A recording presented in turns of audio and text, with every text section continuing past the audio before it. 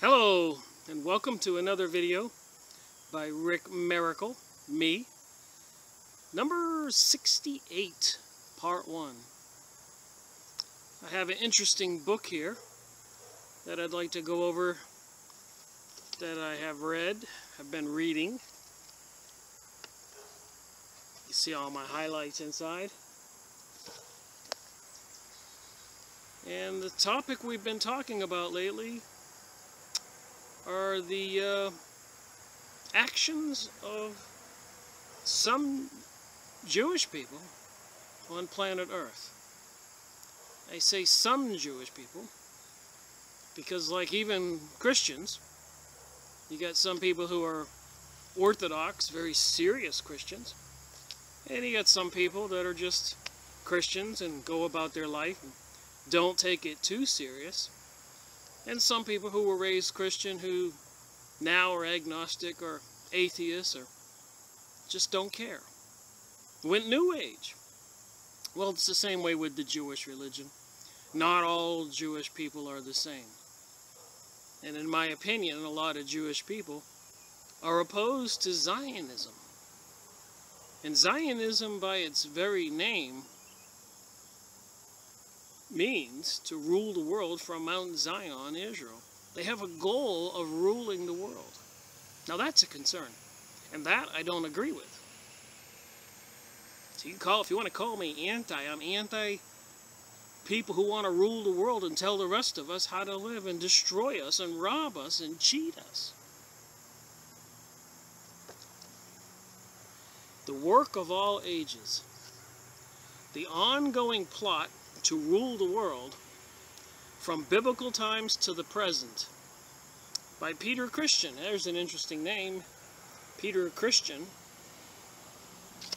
Makes me wonder if he changed his name, or did he go into this research because his last name was Christian? Inquiring minds want to know, at least my mind. So I thought, before I move on to some much more horrible goings-on in the world by certain peoples, Zionists, Illuminati, high-level Freemasons, secret mystery schools of Babylon, all kinds of secret societies all over the planet, that if you remember in the last series, number 67, it clearly said in that material that they created communism and secret societies to infiltrate and control and get money and dominate all over the world, everywhere, all kinds. I mean, there was that one book I went over, Beware of the Rainbow. There's just so many secret societies and clubs and groups, and they're playing the rest of us for fools. That should concern anybody. And if we've been paying attention, if anybody's a student of history, they've been playing the citizens of planet Earth for fools for a long time. World War I, World War II, the war between the states, the French Revolution, Russian Revolution, Chinese Revolution, Korea Wars, Vietnam Wars. Most of the countries all over the world now have been infiltrated and taken over and are run by puppet presidents. South America, Central America, Middle East. It should be clear to anybody, the Middle East. They took down Egypt, Iraq, Afghanistan. Now they're trying to take down Syria. The CIA and other secret organizations created the Al-Qaeda and ISIS and all these groups. It's all a deception, in my opinion. And I shouldn't say my opinion, because a lot of the books that I've been going over show the proof. And here's another tidbit that's very important. They're trying to change history. We all know that. They've been trying to make the Arabs, Muslims, Islam, out to be demons, out to kill us all. And we know, at least most people know, 911 was an inside job to be able to go into the Middle East and do all those atrocities, kill millions and displace millions of people. which is now causing havoc all over Europe, Greece, Germany, everywhere. These fleeing Syrians and other Arabs are fleeing all of the Middle East. Go look at a map and look at the Mediterranean. So to me, it's obvious. The state of Israel is growing and growing and growing. And the last thing they need is those people. So they're bombing and killing and machine gunning and starving and all the countries all around them. So the end result is Israel will go from the dot on the map to, and if you look at a map of Israel now, you'll notice this started out with just a small sliver, and now the Palestinians only have a small sliver. So just consider what they've done with the Palestinian state, now called Israel. They've taken over most of it since 1948, so 50 years or so. And so with what they're doing now, can you just see in another 50 years that they actually have a territory the size of the United States?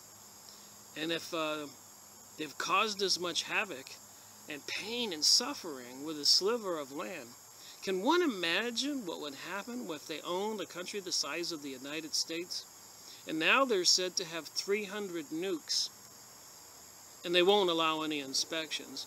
And something called a Samson option, that if anybody tries to stop their activities in aggression, the Samson option is they'll push the button, release all 300 nukes, and take out all the major European and world cities, so that everybody goes down in flames along with them if anybody tries to stop them. And when I say them, I don't mean all Jews.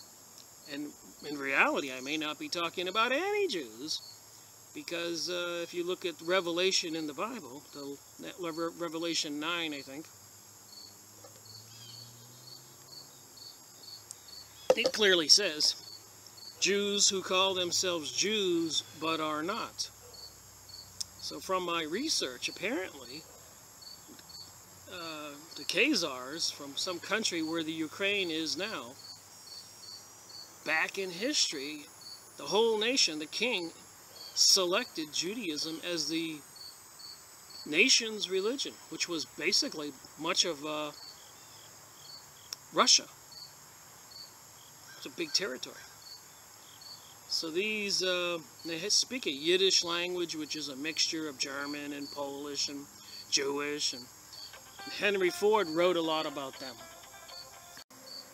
Well, like I was saying before the phone rang, Henry Ford wrote a lot. He purchased a newspaper, the Dearborn Independent, because the Zionist-owned, elitist-owned newspapers, the banksters, Rothschilds, Morgan Chases, Rockefeller, they don't print the truth. You know, at some point, I hope more and more people will wake up. Even the nightly news is all a lie. One thing that's important to consider is how they're demonizing the Arabs, now displacing them, those they haven't killed and murdered. And that's the word I'm using, murdered. It isn't a war, it's an attack. It's murder. And they're dispersing them. So here in the USA, on the news, they try to demonize these people, terrorists, the causes of 9/11, and much more. Meanwhile, back at the ranch, here in the United States, they're demonizing Christianity. And I've learned something new that's just blows it all away. Apparently, the Zionists, the people now in part of Israel, have made a deal with maybe the Vatican and some other people to alter the Christian religion, to say that the New Testament is false, is anti-Semitic. Believing in Jesus is anti-Semitic. Even in the Bible, where it says that the Roman leader gave the Jewish people a choice between Barbaros, or whatever his name was, Barbarius, the criminal, or Jesus, that they could have one of them set free. and all the Jewish people said, give us Barabbas. They wanted the criminal set free, and not Jesus. And the leader of the Roman leaders said, I don't want this on my head to kill the Son of God, so declared. And they said, no, let it be on our heads and our children's heads. So anyways, that stuff is in the Bible in numerous places. And they want the Bible altered, if not done away with, made illegal to possess the New Testament, because they're going to have it denounced, maybe by even law, as anti-Semitic. The New Testament is a hate document, according to those Jewish people promoting Zionism. Apparently, another thing I read is some Jewish preacher organization had handed out 500 New Testaments in Israel not too long ago, and the police and authorities went door to door, making it illegal to have them and confiscating them. So this is serious business. They've demonized the Arabs.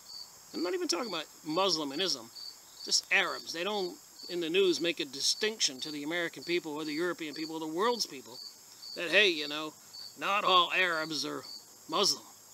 Some of them are Christian. Some of them are atheist, agnostic, Buddhist, Hindu. But they don't point that out. They're just evil Arabs in the minds of the people because they watch the news and they're programmed. Meanwhile, like I said, back at the ranch, they now want to denounce the Christians. So 1/3 of the religious people of the world are Muslims. 1/3 of the religious people of the world are Christians. So they want to denounce 2/3 of the world's people. And probably more. And this is all biblical stuff with the New Age and the New World Order. So what I thought with this book is I start from the beginning. And maybe for some of us, it's just a reminder. For some of us in the poorly educated schools, the dumbing down of America, some of this information will actually be new information. If you're my age, when you grew up as a young boy many years ago, you went to Sunday school. I went to Catholic school. So you studied this stuff. These days, nobody does that. So, you know, you got people 20 years old, 30 years old, 40 years old. They don't know anything about this stuff. So I thought it would be appropriate, the work of all ages, for me to read some of this and have a little commentary on my own opinion, which, as I keep saying, does not have to be your opinion. We can have a conversation and keep it friendly, even if we disagree. I do make mistakes. But that's not the point of my videos. It's to create the conversation, a little awareness. Get some pencil, paper. Take some notes.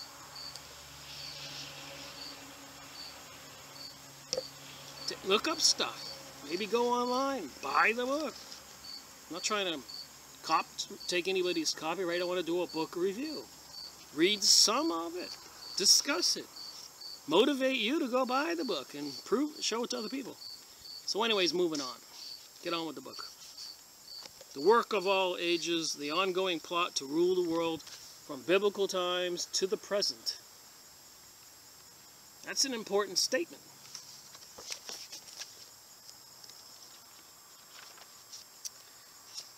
Okay, this says here, it's not me, this is the book. The Jews constitute but 1% of the human race. And we all know they own 90% of the world's wealth, including the others in their groups, the Illuminati, elites, kings and queens, the people that are in cahoots with them on this New World Order. So they're 1% of the people, they got 90% or more of their wealth, diamond mines, gold mines, farmland in America that they confiscated, created the economic chaos and depressions to take everything for pennies on the dollar. In the news today, it says America is becoming a renter state. Remember George Bush years just before 2001, or even after that? They had the highest number of home ownership rate ever. 2008, 9, 7, 6. Now it's probably the lowest ever, and the whole country's becoming a renter's nation. And I believe it's intentional. They don't want us to accumulate any wealth. The Jews constitute but 1% of the human race. It suggests a nebulous, dim puff of stardust lost in the blaze of the Milky Way. So if you look at the whole Milky Way galaxy, somewhere way off in the distance, you see just a little tiny bit of a puff of dust. That would be the Jews compared to all the population on the planet. The entire Milky Way. Properly, the Jews ought hardly to be heard of, but he is heard of. He has always been heard of. He is as prominent on the planet as any other people, and his commercial importance is extravagantly out of proportion to the smallness of his bulk. And that would have been Mark Twain. Concerning the Jews, Harper's Magazine, 1899.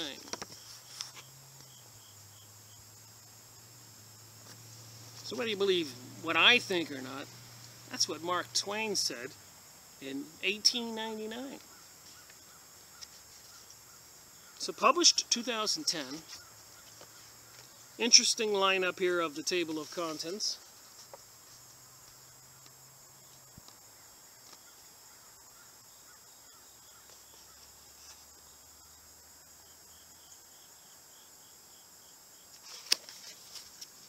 Genesis, Exodus, the Roman Empire. I'm just scanning through a few of these. The Crusades, Middle Ages, Protestant Reformation, Freemasonry, Rothschilds, Illuminati. It's all right here. Kabbalah, Sabbatins, Communism, Zionism, the Protocols of Zion, stuff I've been going over that some people say is false. It's everywhere. Federal Reserve System is in here. Russian Revolution is in here. Holocaust, State of Israel. Gaining control of American culture. The media, attacks on the Vatican, espionage, the police state, the Jewish organizations, international organizations. And at the conclusion, at the crossroads. And I believe we are at the crossroads today. Hence I am doing my book reviews. We can call my book reviews Classroom America. Let's wake up and do away with these evil people. Who controls America? The people should be controlling America, not the bought and paid people. Like all the politicians right now are catering to the Israels, the Jewish political action parties, and other people. And Coulter, whatever her name was, I'll go over that document in this video at the end, made some kind of outrageous statements about all the people running for president next year, catering to the Jews. And again, go look up Zionism and images, and you will see many Jews fighting Zionism. Rabbis, Marvin Antelman, told the truth. There's a bunch of Jews who have turned to the dark side.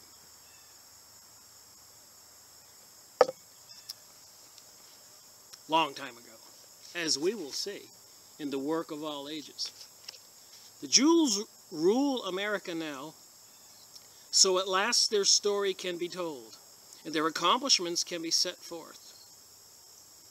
As the former Prime Minister of Israel, Ariel Sharon, said to his people on October 3rd, 2001, "We, the Jewish people, control America, and the Americans know it."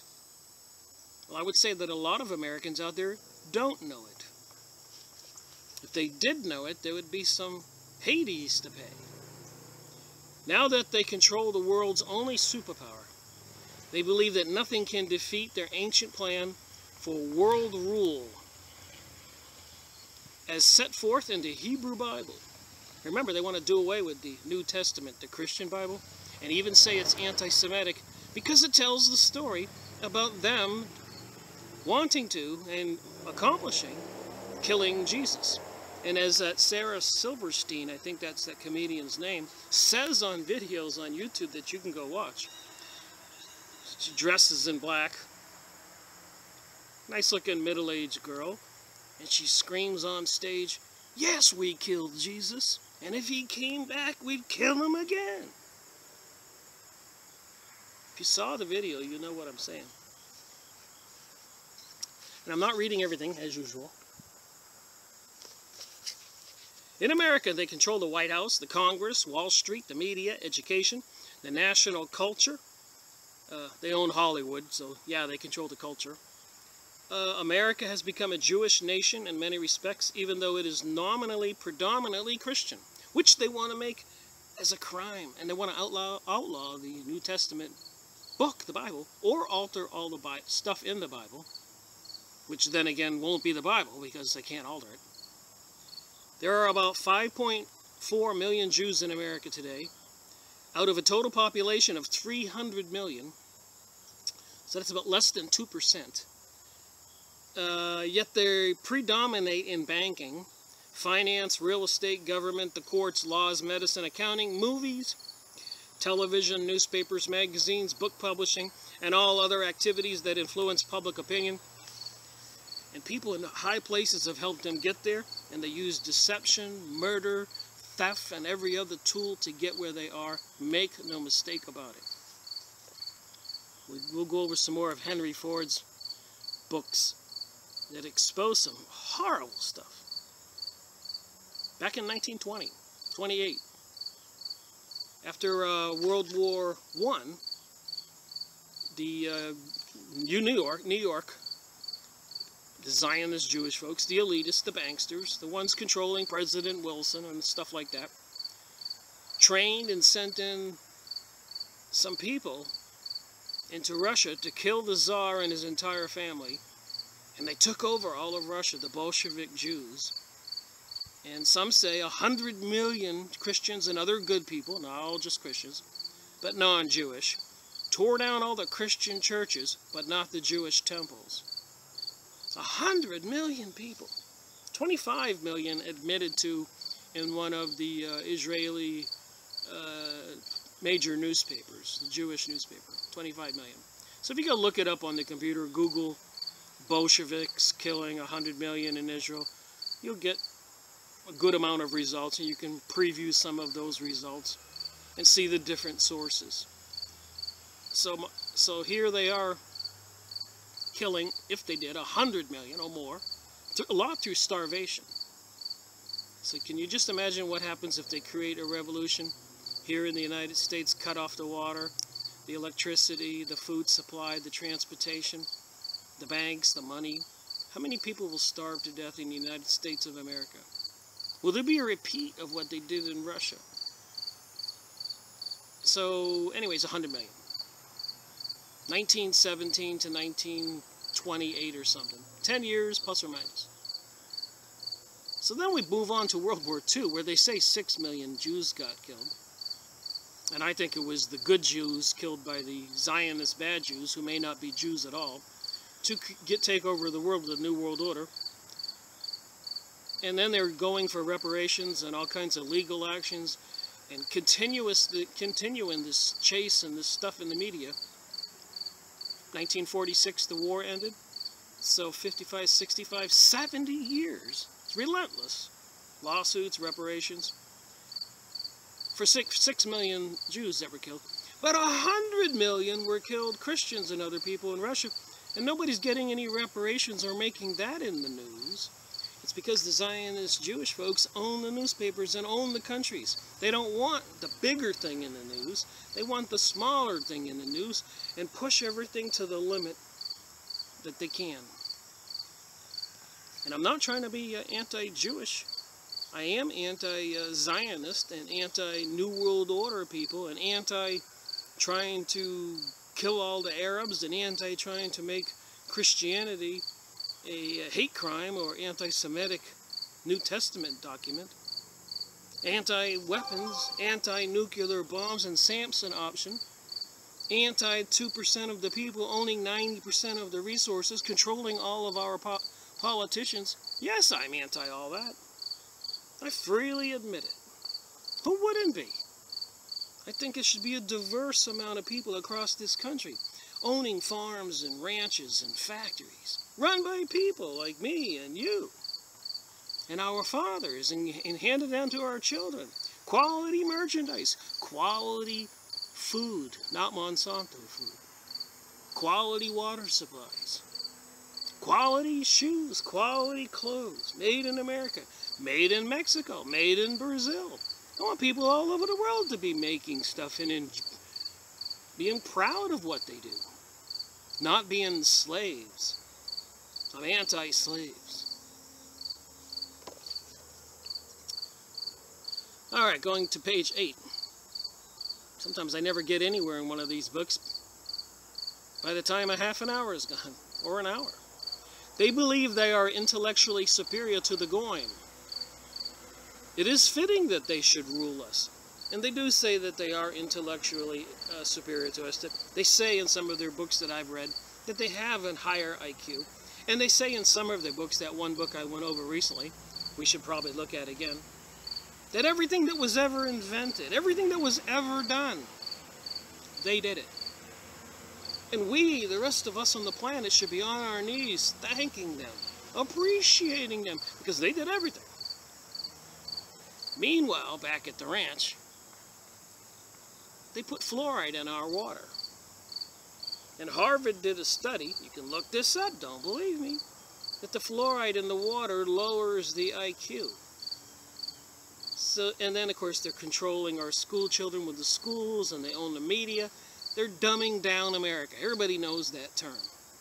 But they're really dumbing down America with the alcohol and the drugs and the fluoride and the information they feed everybody. As one psychological study dictated, that the human person can probably only handle 6 or 7 things at one time in the normal course of living. So you can handle your household, you can handle your kids and your wife and your family and husband. You can handle maybe football, you can handle reading a book, you can handle watching the nightly news. You can handle being concerned about maybe charity or some kind of cause. And that's a nice, well-rounded life, and you can maintain stability and level-headedness as a healthy human being. But if you get into 9 or 10 or 12 or 14 or 16 major concerns and issues, you start losing your stability. You start shutting down. Maybe getting a little mentally stressed or even deranged or sick or ill. In today's world, we definitely have a dozen things bombarding us. Ebola, threats of earthquakes, Yellowstone, bees dying, Monsanto bad foods, terrorism, all the political things. Every time that we start getting close to any particular investigation, doesn't another big thing blow up in the news, and now everybody's looking over there? Like, you know, they were talking about Benghazi, and something big happens. They were talking about 911, something big happens. They were talking about this, something big happens. They're quick at the draw to get something else to distract the people. So it does affect us mentally, that many diversions. It's a psychological fact. The fluoride in the water lowers the IQ. Psychological fact. Feeding us crap and false news in movies and TV sitcoms and creating controversies that people surrender to, submit to, like the homosexual agenda. Back in 2008 and 2009, if you were driving down I-95 on the interstate, you were listening to talk radio show at night, 60-70% were overwhelmingly against gay marriage. And the announcer, the host on the radio show, would say, it's never going anywhere. Most of Americans are not for it. But they bombard us with newspaper releases, movies, Brokeback Mountain, TV sitcoms, Modern Family, press releases. This girl gets beat up in school by a bunch of people because she's gay, or a boy. So then the next year it's 60% to 40. The next year it's 45 to 55. They educated pushed propaganda, made people surrender a little bit every year. It was all intentional. They did the same thing with the lotteries. Prior to that, I remember in Florida where everybody overwhelmingly voted not to have the lottery. And I remember a talk show guy talking to somebody about it, and he goes, it's okay. We just have to educate America. And next year the percentage will go up and up and up. And we'll start saying we're sending money to the schools and all this. Up and up and up. And now they got their lotteries everywhere. They did the same thing with the gay agenda. And now they're even pushing for pedophilia, transgender, pansexual, bisexual, adultery, and everything else to be normalized. And so that's right, anti-Bible, anti-Ten Commandments right there. And a lot of stuff in the Bible is against that. So they want to make the Bible, the New Testament, outlaw it, make it illegal to own it, probably maybe beheaded if you resist, and a hate crime and anti-Semitic. These are the facts, as we shall see. Alright, so they believe they're intellectually superior to the Goyim, while they put fluoride on our water and make us have lower IQs, and dumbing down America with the educational system, TVs, movies, radio, everything else. So yeah, if they know what they're doing, they would be smarter and more intellectually alert. It is fitting that they should rule us, so they say. They believe that they are God's chosen people. Again, in Revelation 9, it says, Jews who call themselves Jews but are not. They probably want to have that taken out of the Bible also. So, Joe's destined to rule the world, with Jerusalem as their capital, and Greater Israel as their nation state, growing from its present boundaries, as I just said, to extend from the Nile to the Euphrates, as it was in King David's day. That's what it says here. So as I'm saying, they're making all those Arabs, all religions, whatever they are, flee for their lives. Apparently in Palestine, they would bomb the Palestinians and then drive through the villages with trucks with bullhorns, telling them if they didn't flee, they would be bombed and killed. So of course they fled. Wouldn't you flee? Come through your town and say, we're going to start bombing you tomorrow? So now it says here they want to own the land from the Nile to the Euphrates. Get a map and look it up, or go look up Zionism in images on Yahoo search, and you will see what they want to own. They got the whole thing drawn out on a map. And many Jews are protesting this. Good Jews. Jews who still believe in the real God, not the satanic God that we, in the last video, that apparently they admit is their God, Satan. Oh my God. You may wonder how it is possible for that 15 million Jews can rule the world. With its population of more than 6 billion, it is because they are intellectually superior, rich, powerful, cunning. I'm going to agree that they're cunning. Deceptive, I'll agree to that. And extremely well organized, I'll agree to that. Secret mystery schools, Freemasonic lodges, Knights of Malta, Knights of Columbus, Rosicrucians, churches, Satan, Kabbalah, Heritage Foundation, Trilateral Foundation, Ford Foundation, Carnegie Foundation. They've taken over everything. And our politicians are bought and paid for. And if you don't believe me, just look at your local newspaper and see how all the politicians are catering to the Israelis right now. They figure if they cater to the Israelis, they will be the one the Israelis select to be the next president.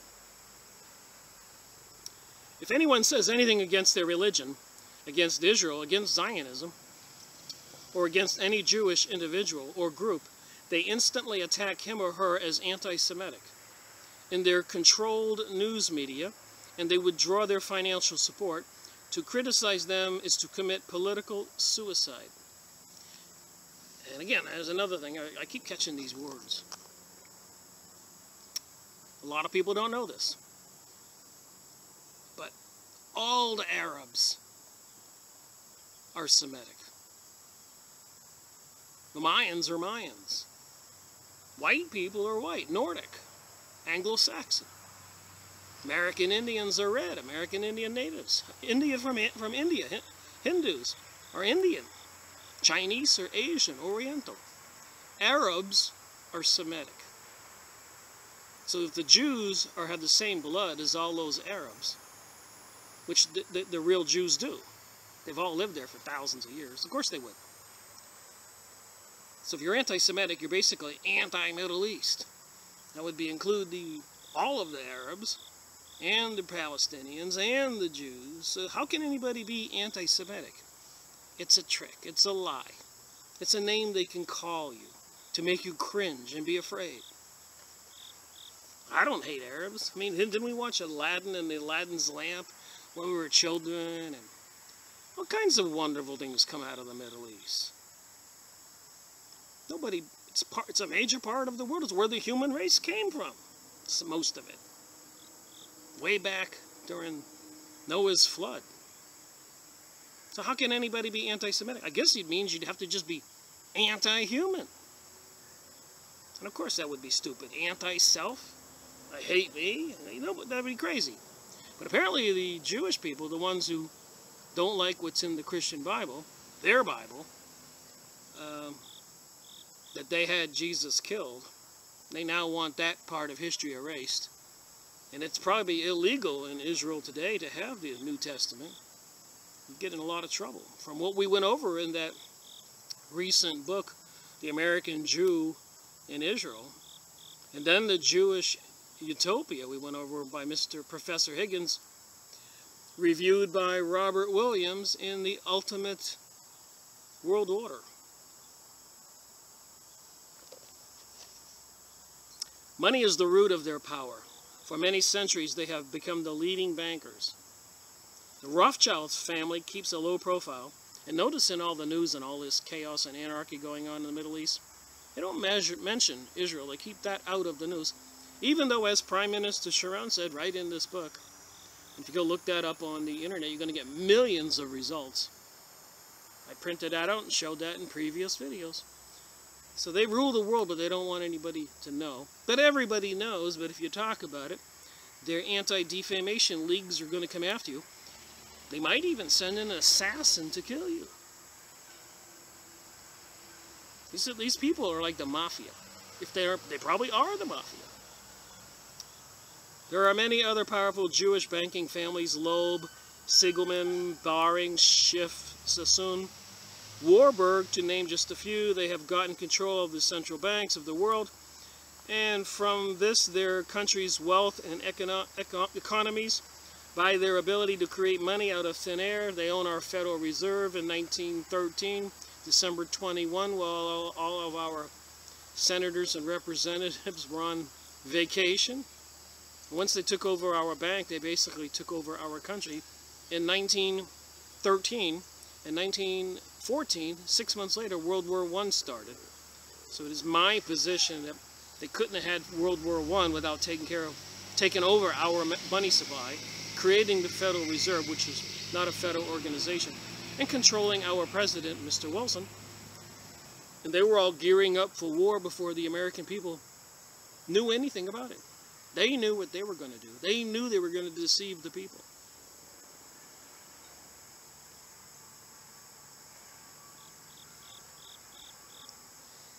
Their unlimited supply of money allows them to buy the governments of the world, as well as the major business firms and news media.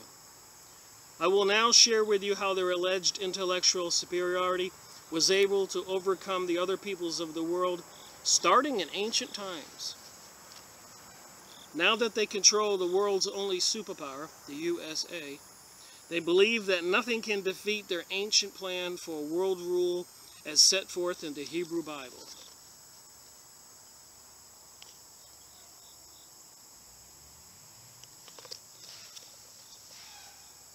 Remember, the Old Testament is the Hebrew Bible.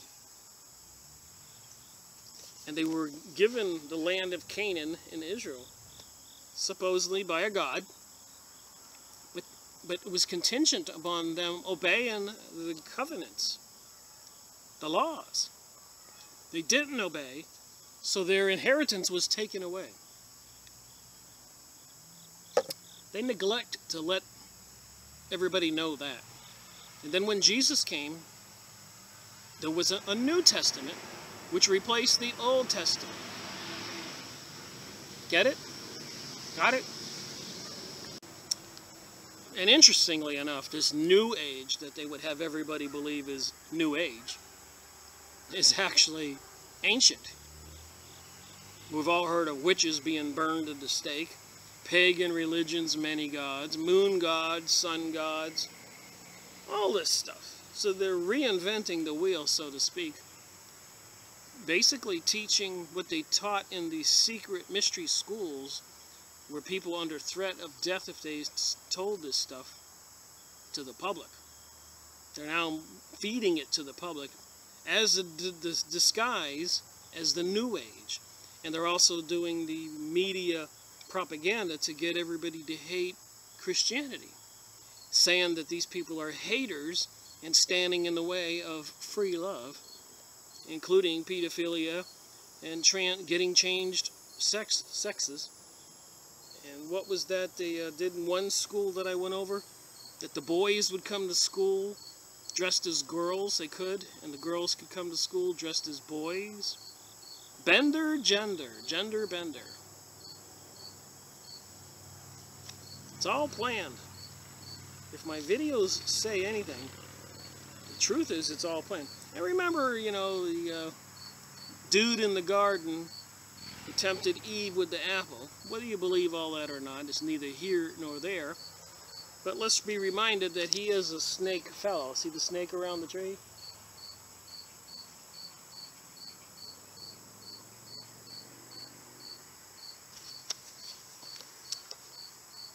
So it's all about the snake, the reptilian, as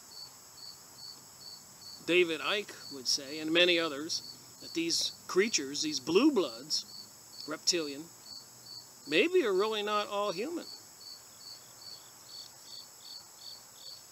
Genesis. So anyways, what I'm trying to do on this video is maybe make a refresh for some of us who learned this stuff when we were younger, and for those who grew up in this age where the school systems have shut this information out, the truth. And again, don't believe me. Get pencil and paper in hand. Take a couple of notes. Go look it up in your Bible or other books. Or on the internet, just key it in. Poof, it's right in front of your face in seconds. John 1-1 or something. Revelation 9. Takes a second. Print it out. Make a little binder. Compile a bunch of information and write a book. The book of Genesis is the first book of the Hebrew Bible, as well as the Christian Bible.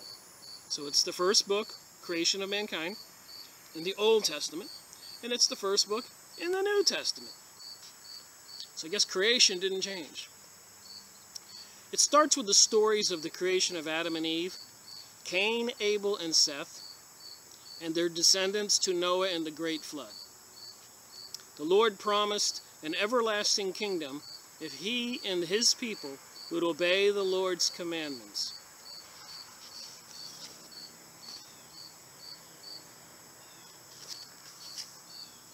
And I'm not reading everything, as you can see. So if you want to get this book, it would behoove you. Highlight it like I did. Discuss it with your family and friends. And maybe you will be more enlightened, not to put a pun on the term Illuminati. Terah, Abram's father, had previously moved his family from Ur in Chaldea, near Babylon, I guess that would be in Iraq, to Haran in what is now southeastern Turkey.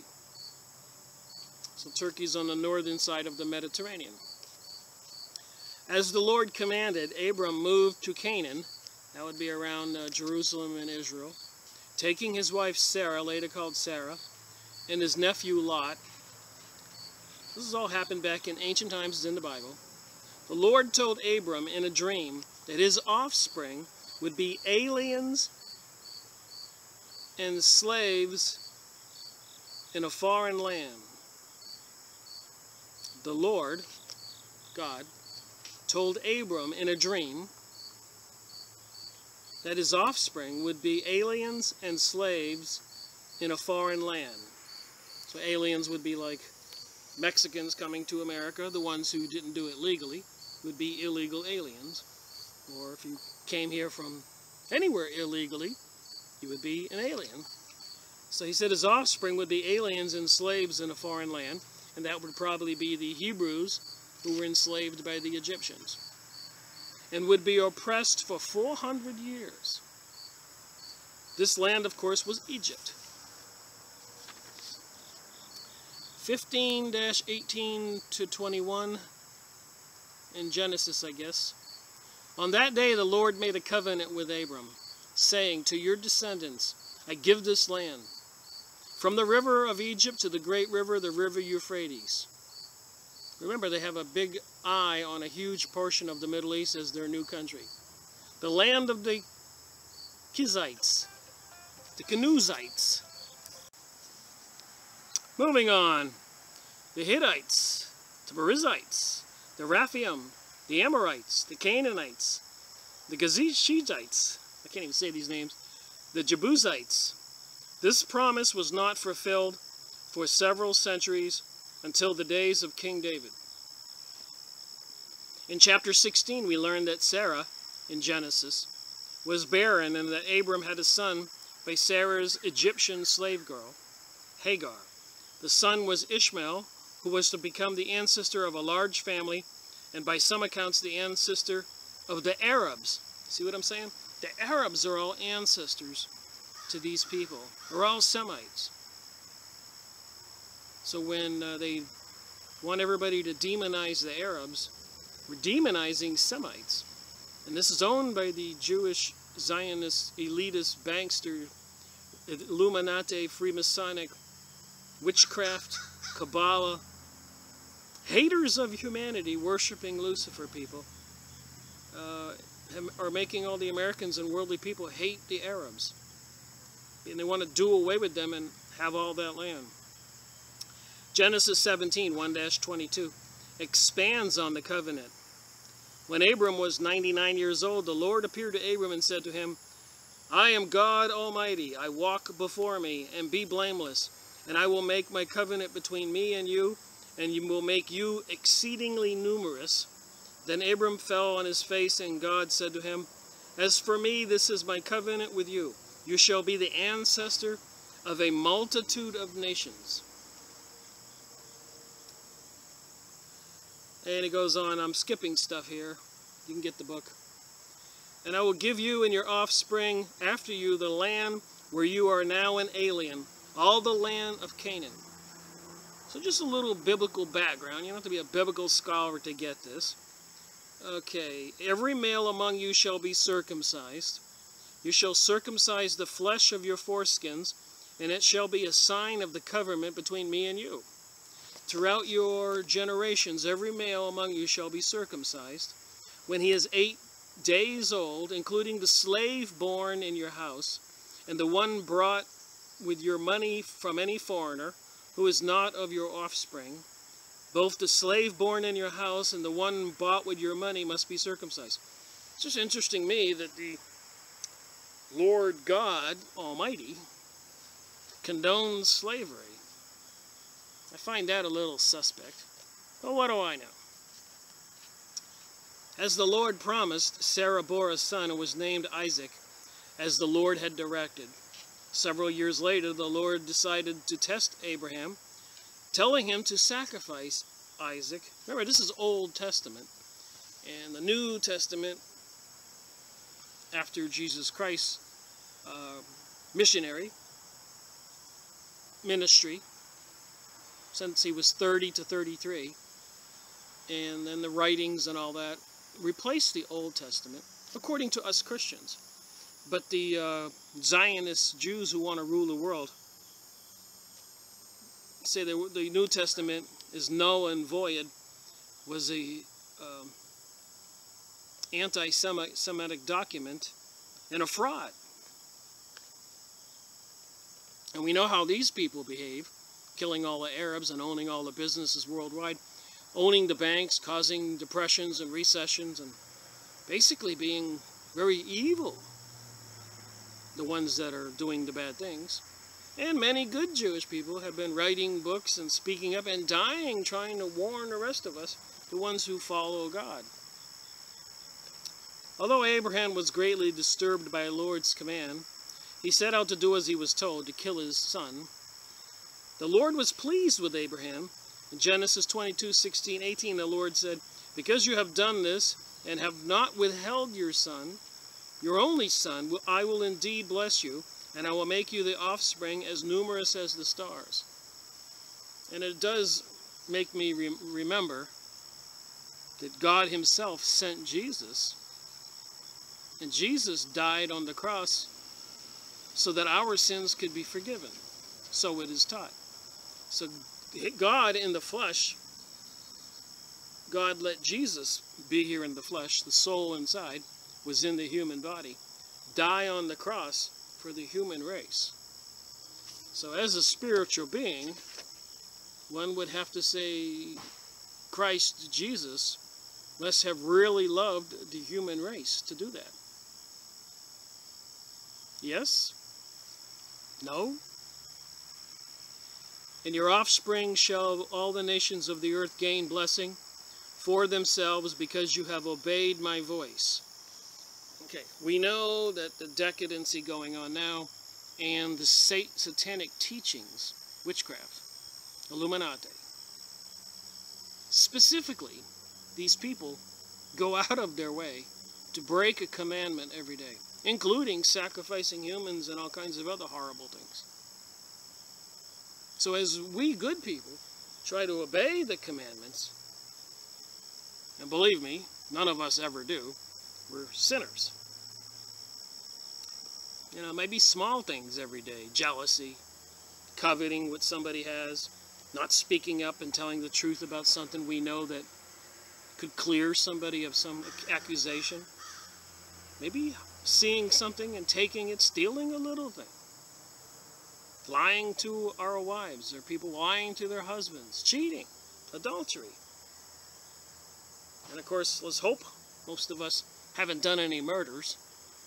But with all the killing in the Middle East and all over the world, and now with Jade Helm putting troops across America, looks like somebody's getting ready for a huge killing spree, including the Georgia USA Guidestones that they want to reduce the population by 6 billion. That's a lot of murder. Sixth commandment is thou shalt not kill. Moving on, little Rick Miracle commentary here. The next year, and again, I'm not reading very much on these pages, just doing a refresh about what might be in the Bible that you probably would want to go read and verify. Give you my interpretation, and I'm not perfect, and I might make mistakes. Might even say I think something that's probably not true. I'm sure I don't have everything exactly right. But we're getting the gist of the conversation, and that's the point. The next year, he bought their land in exchange for food and made them slaves. This was in Joseph with the Egyptians. He gave them seed to grow food and required them to give the Pharaoh 20% of the crops. The Jews worked similar plans today as they gradually accumulate the wealth of the world and for themselves. So the Jews are heavily into banking and interest. And as anybody knows, interest grows. So the more they can get involved in our finance, the more the wealth grows for them, until a point that it's obscene and there's no way to pay the debt service, like on the so-called 18 trillion the United States is paying the debt service on now. There's just no way to pay it, never mind the principal. At this point, it should be pointed out that most present-day Jewish scholars regard the book of Genesis, and indeed the entire Torah, Genesis, Exodus, Leviticus, Numbers, and Deuteronomy, to be a collection of folk stories. The earth was, here's something interesting. They have all these videos on YouTube now about the flat earth theory. It says here, Genesis 1-1 to 2-3, tells of God's creation of the earth out of a watery chaos in 6 days. The earth was a flat disk, covered by a hard dome known as the firmament. This is in the Bible. They're talking about this flat earth with the disk over it right now, in which the sun, moon, and stars moved. God created the living creatures in the waters, sky and dry land, and finally mankind, male and female. And moving on again, I haven't read very much of this. God himself made repeated promises to his chosen people that they would be given the land of Canaan forever. This is the basis of their Zionist claims to the state of Israel. That's my whole purpose of reading this. Thousands of years ago, this is why they want to rule the world. They're saying that God gave that to them. This is the basis for their Zionist claims for the state of Israel, which they conspired to do during World War I, when England was losing the war with Germany. Germany was a very industrial nation, growing leaps and bounds. Iron rails, trains, all kinds of things, factories, and was expanding in the world, which was upset the United Kingdom, England, London, and they had to put a stop to that. That was the purpose of World War I. Jealousy, in my opinion. And so England was losing against industrials, Germany. So Rothschilds made a deal with England, who owned the Bank of Germany, Bank of France and Italy and England and all that, that will finance you and bring America into the war against Germany, and you will work with us to get the Palestinians' land to create the state of Israel. And that was called the Balfour Agreement. And I know I say this in every video, but at some point, when will people go look it up and get it and see that this World War I, World War II, all this stuff is conspiracy truth? And eventually expansion from the Nile to the Euphrates, they are planning World War III right now to bring this about and to complete their world of world conquest. And personally, I think we can avoid this, if we wake up. Hence why I'm doing these. And hopefully they don't get their evil brains in a twist and try to shut up people like me who are reading from the Bible and books, doing book reviews, trying to stop their evil plan. But I suspect from what I know, a lot of people have already died. Witnesses of 9/11. Witnesses of Oklahoma City bombing. The fake, false flag that they made laws that say they can do. They can create these propaganda events. I showed that in one of my videos. They can legally do these Sandy Hook type things. Boston bombing, Batman movie shooting, and the guy who goes into the church and shoots black people and all this. And they have these people something called mind control, the Montauk experiments, MK Ultra. They have these walking zombies that can be triggered. And if you see pictures of these guys who did these things, don't they look like they're some kind of zombie in some kind of daze? And they say they don't remember, and they plead not guilty in court. Huh. I mean, if I intentionally went and shot up a place and everybody seen me, what's the sense of pleading not guilty? Unless I didn't remember it. I was confused. And what happened? Was I a victim of MK Ultra? Mind control. Project Montauk. They're insidious laboratories, torturing young boys right out of their minds and then playing some kind of record over and over and over to reprogram them. And they have multiple personalities, and they're triggerable. Just saying, we're going to go over this in future videos. Here's a picture of Moses, so they say here. Statue of Moses by Michelangelo. Pay attention to those little Miley Cyrus horns on this guy.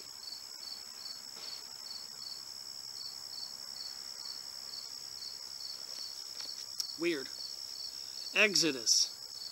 But scholars estimate that this journey may have taken place between 1290 and 1240 BC. So the Exodus from the Egypt, the Hebrews, was 1300 years before Jesus came. So in reality time, it was like 3,000 years ago, 3,300 years ago. Not that long.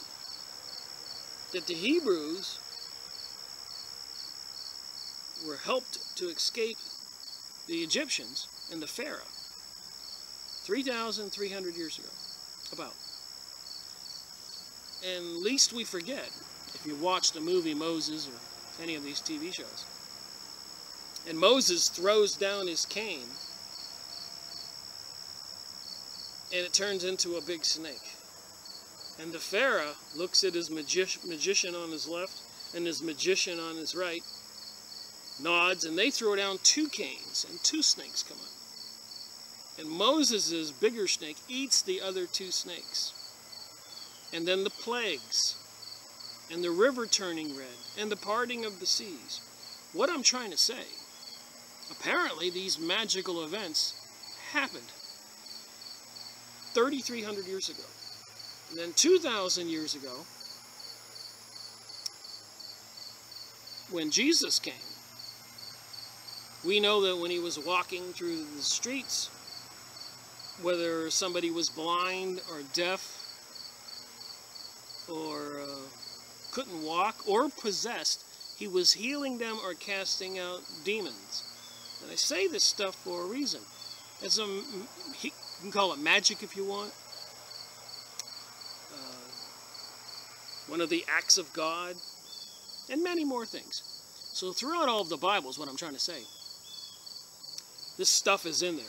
And today the people studying witchcraft, New Age and all this, which I'm not opposed of using a pendulum to find water, or learning how to use the energy, the spiritual energy from God healing people.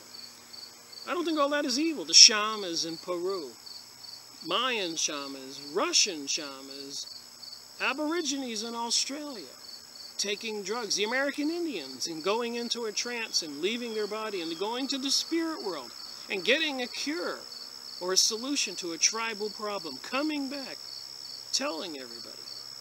This is old news. This isn't new news. There's no new age. And then the Catholic Church went to destroy the Library of Alexander over there in Greece, and to wipe out all those records. So somewhere in the middle here, there's probably a healthy truth. But the extremists taking over the Christian religion, the Catholic Church, certainly used it to their advantage and probably wasn't very Jesus-like.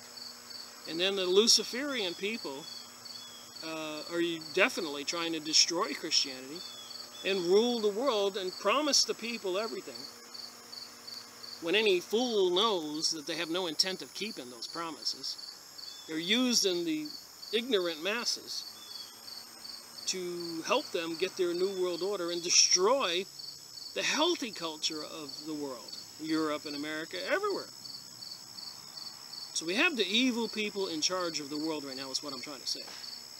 And the good people of the world, whether you're a Christian like me or whatever, need to step up and say, enough is enough. The political leaders are all doing insane things. Killing, sexual, robbing money, deceiving people for their own personal gain, in my opinion. And of course, the news tells us this all the time, if you read the news or watch the TVs. So there's still, again, a little bit of history reminded, because on a couple book reviews in the future, all this stuff is going to make this information very relevant. We knew a little bit about biblical history, which I am no biblical scholar, but I can read a book. And again, I'm not reading much here. Highlighted sentences, then a little Rick Miracle commentary. He came to Mount Horeb, where he saw a burning bush. which was not consumed. So Moses went up to the mountain, and there was a bush that was burning, but it wasn't being consumed. A bright light. I guess that's how you see God in this world when he comes in the spirit form. And by the way, when they videoed the crop circles being made, it was this glowing orb thing flying all over the field. UFOs seen in the sky, coming down with intelligent control towards the people, and the people would say stop, and it would stop, or they were afraid and they would back up, and then they would say, oh, I'm not afraid, it would come forward. Glowing orbs. And when people die at the hospital, there's books written on this, they see this little energy field like you would see in a Star Trek show. So basically what we have is two realities we can confidently believe in. A physical Rick here, and a spiritual entity inside me. Or, as the aura would show you, people who can see auras, it's really not inside me. It's like about this big here. It encompasses all of me. Like if I was wearing a big costume. Interesting. Just my opinion, my study, my research. You do your research, your study, and you figure it out. Moving on, page 20. The Work of the Ages. The Work of All Ages by Peter Christian. The story continues with a long trek through the wilderness, during which Moses, remember, he helped the Hebrews escape from the Pharaoh, being enslaved for 400 years, went up to the top of Mount Horeb, spoke with God, and received the 10 Commandments. So he's coming down the mountains now with 2 big tablets with 5 commandments and 5 commandments. These appear in Genesis 20-1-17 and also Deuteronomy 5-6-21. It's slightly different wording. While Moses was on the mountain for 40 days and nights, they use this 40 days and nights in plenty of places, his brother Aaron and the people made a golden calf to worship. There's where the troubles began. So Moses is up on the mountain, talking to the burning bush, getting the tablets, communing with God, talking, getting instructions, covenants for the people on how to behave, with the promise to get the land of Canaan. And what do they do while Moses is gone? They collected all the gold from all the people, and they made a golden calf, probably about this big, and they put it on a big pedestal on a big rock, and they start having a drunken orgy. The same religion that the Pharaohs had in Egypt. They were practicing the pagan religion. Another type of god. Satan, maybe. When Moses came down from the mountain, he was angered by the golden calf, which he regarded as his people's breaking the covenant with God. He smashed the 2 tablets containing the commandments. Later, he returned to the mountain for another 40 days, where God engraved a second set of tablets. God also gave Moses detailed instructions for the making of the tabernacle to house the Ark of the Covenant. So the covenant would have been an agreement which the Hebrews were to take with them on their journeys. Again, I'm just doing some biblical history for some people that I talk to today say that they don't know anything about biblical history. So to get into the next couple books, which are pretty horrific, it would probably behoove us to understand a little bit of the background of what happened. So Moses is up there talking to God, and they're down there building a golden calf, getting drunk and having a sexual orgy, a big party, and it's against God's commandments. He breaks the tablets, and he has to go back up the mountain. Anyways, the distance from the city of Ramses, where most of the Hebrews lived, to the center of Canaan, is 125 miles. A pedestrian could walk the distance in a matter of days, yet the Hebrews took a roundabout route in the wilderness for 40 years. So you and I would drive in our car for 2 hours. They wound up going from where they were to the land of Canaan in the Bible for 40 years. And they were all probably scratching their head and go, well, why did it take 40 years? And there's some of the mysteries we just have to study and maybe try to figure out. The daily feeding, this is an interesting thing, of the masses by manna from heaven. So apparently they had put some bread on the ground and it multiplied to lots of bread. Fish on the ground, it multiplied into lots of fish. So this spiritual reality that's around us can manifest the material reality. I believe that. And in the future book reviews we do, we're going to see that's pretty much explained. And with the evil forces knowing how to do that, magician work, witchcraft, manifesting things out of thin air, might behoove us to find out what the secret government black op projects are up to. What can they do? Are they really in interdimensional communication with demonic beings? Which they call aliens and UFOs, by the way. Manna from heaven striking the rock to produce water seemed improbable. So we're almost through with this background biblical stuff, but it just behooves us to have the conversation. Deuteronomy 20 sets forth the rules of holy war. Holy war. In the case of land outside of Canaan, the men must be killed, but the women, children, livestock, and property may be taken as spoil.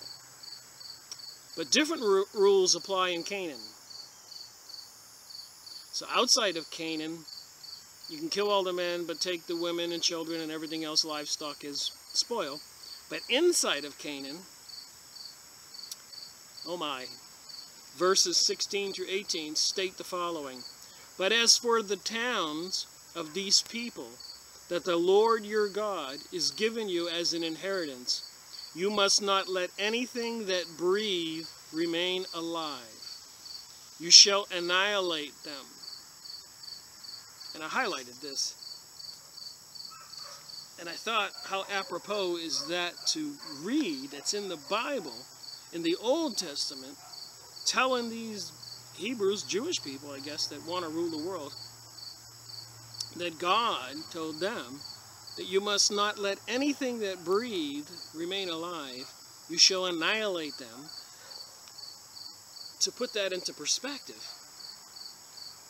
now, 2015, with the Jade Helm things and other things going on in the world and all the countries gearing up for World War III, purchasing aircraft carriers, airplanes, jets, hollow point bullets, the police departments all across America staffing up with all kinds of horrific Mad Max type SWAT gear, helmets, batons, mace, even bayonets, according to Ron Paul. The military, police are ordering bayonets. What do police departments in our towns need bayonets for? And these heavy-duty military vehicles. So for those who cannot fathom the death and murder that could be planned, their God told them in this thing here that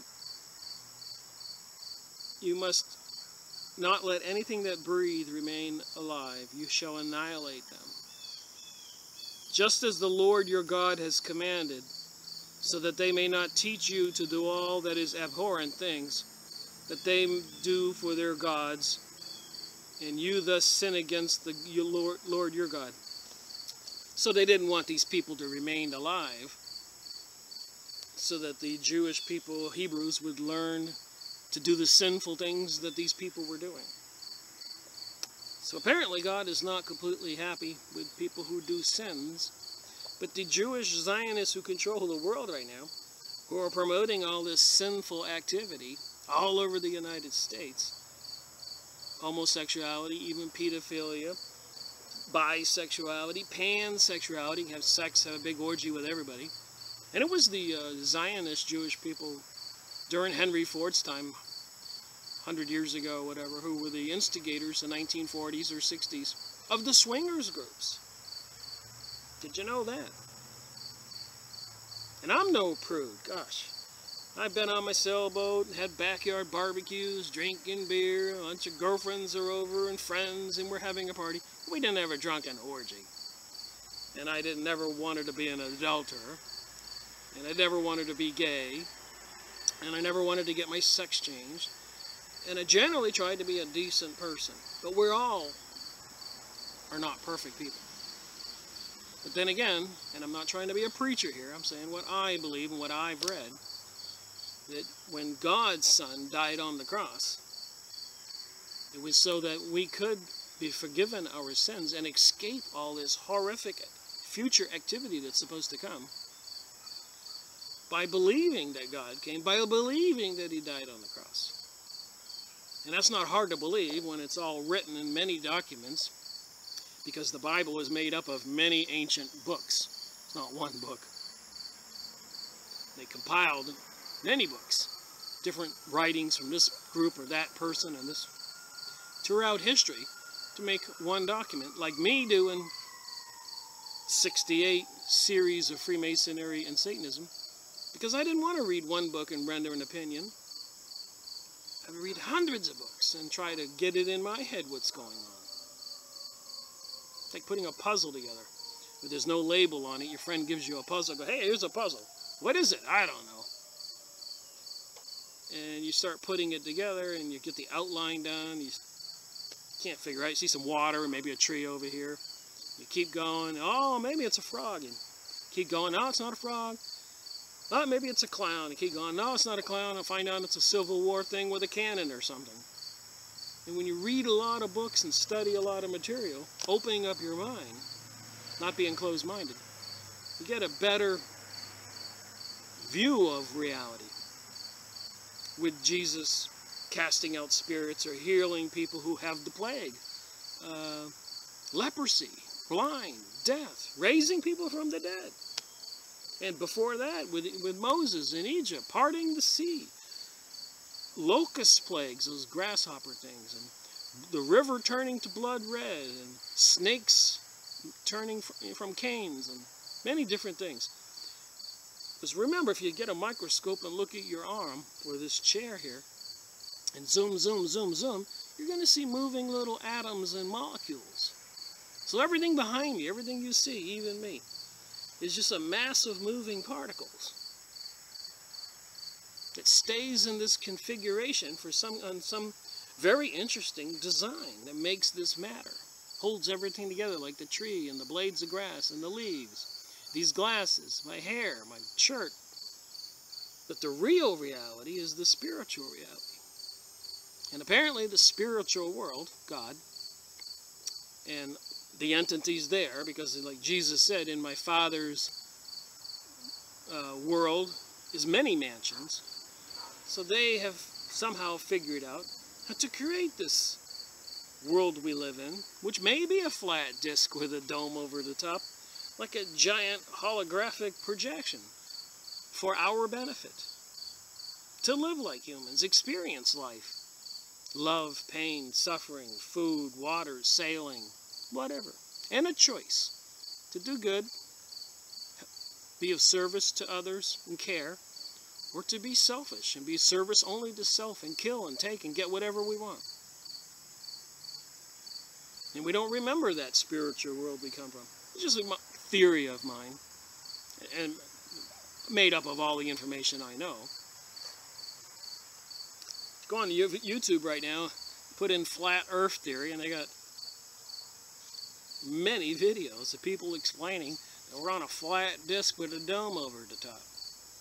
Which, of course, I still believe in the ball hurtling through space, 17,000 miles an hour turning in a circle, rotating around the sun in 365 days, and that whole enchilada, the sun and all the planets, are moving through space on their own in a cycle around the galaxy. That's pretty insane to consider all that. That the water doesn't spill off and run off into space. Then they got something called a hollow earth theory.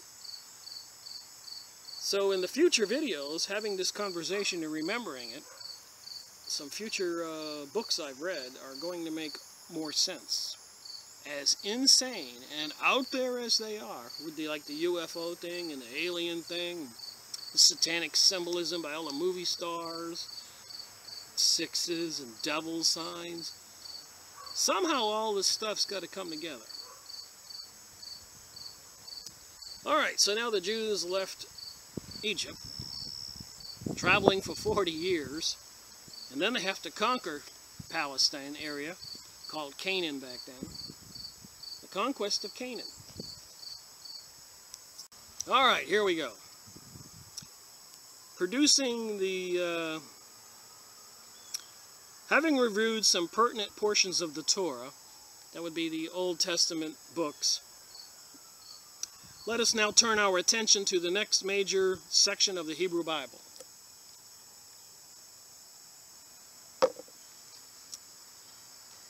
The historic books. These are Joshua, Judges, Ruth, Samuel, Kings, Chronicles, Uzzah, Nehemiah, Esher, Old Testament stuff. I haven't read the Old Testament. Every time I try, this guy begets this guy, this guy begets this guy, this guy begets that guy, guy begets... I just give up.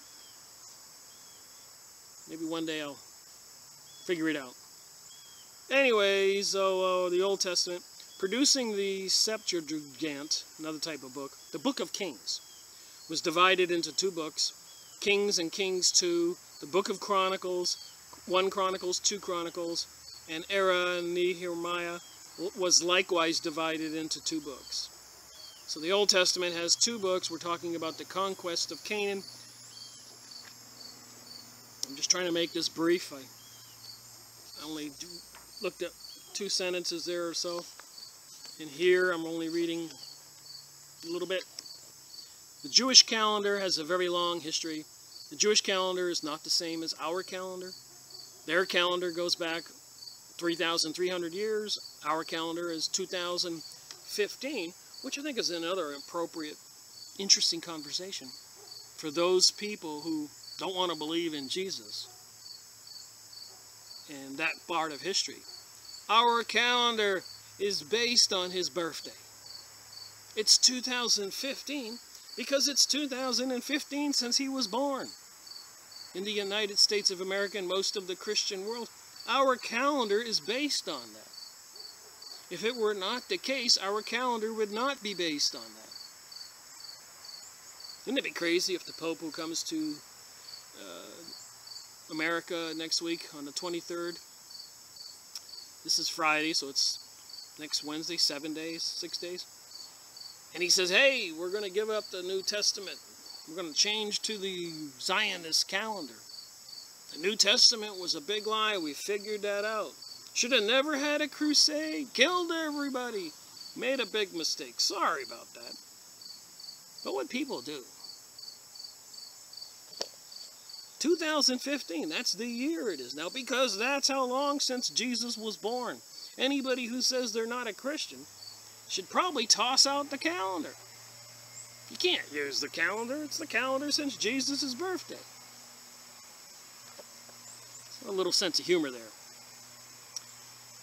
So the Jewish New Year will fall on the 1 Tishrei 5771, which corresponds to September 9th, 2010 on the Christian calendar. So our calendar 2010 equals their calendar 5771. So even before they were in Egypt, back further than that, they take where they originated from, 5,776 years from today. Almost 6,000 years from the beginning of the Jewish Hebrew people.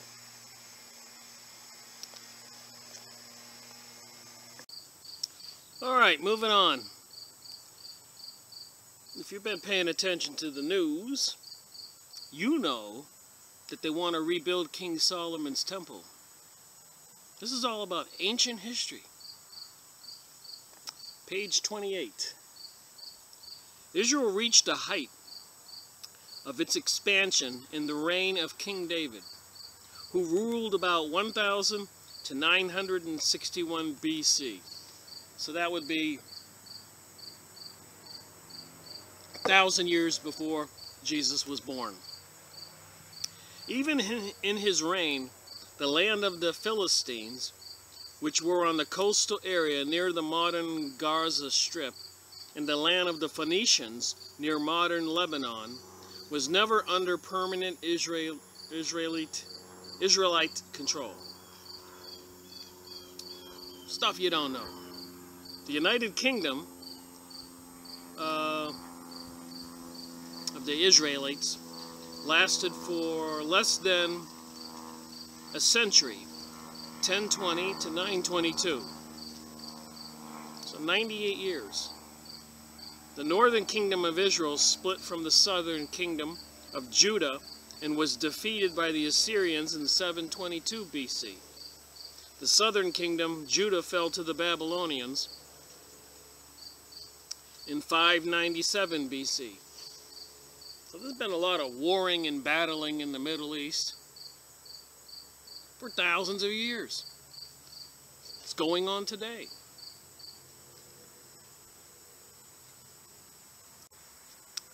All right. So there's more information here, more amazing events.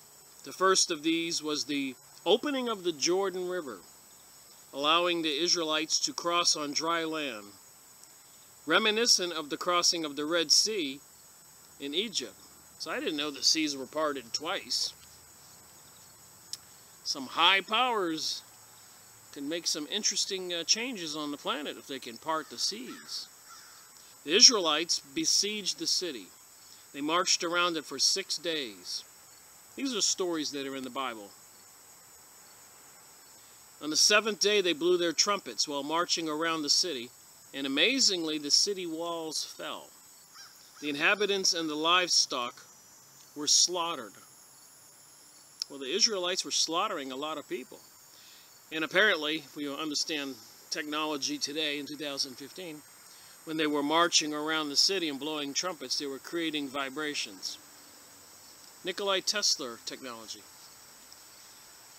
Alright, a man named Archon took some religious articles which displeased the Lord. This caused the defeat of the Israelites in their next battle at Ai. Joshua had Archon stoned and burned, and the next attack on Ai was successful. God sent large hailstones which killed even more of the enemy than the Israelite soldiers did. So they're saying God is fighting Israel's enemies, killing them with hailstones. The Israelites began to worship other gods, especially Baal, the devil, and Astarte, Astar, A-S-T-A-R-T-E, Astarte. The Lord then raised up a number of judges to rule the people as a theocracy. And among these were Deborah, Gideon, Samson, Samuel. So back then the Jews were worshiping the evil god Baal. Look that up on your computer, images, B-A-A-L. You'll see. Tales of amazing victories continue with Gideon. With an army of only 300 men, each equipped with a trumpet and a jar, he was able to defeat the Mennonites, killing 120,000 of them with 300 men. With a trumpet and a jar. Moving on, I just highlighted some stuff here. You can get the book. Just making a point here that there's all this magical stuff has been happening throughout history. It would behoove us in 2015 to be aware of that. Secret mystery schools. What do these people into witchcraft and occultism and Satanism know? Should we just ignore it? Is ignorance bliss? I think not. Blinded, he was taken to the temple of Dagon, where he pushed the main pillars apart, causing the temple to collapse, killing supposedly thousands of Philistines as well as himself. That would have been Samson. And now the Israelites have the Samson option you can look up, where they have 300 nukes, so it is said.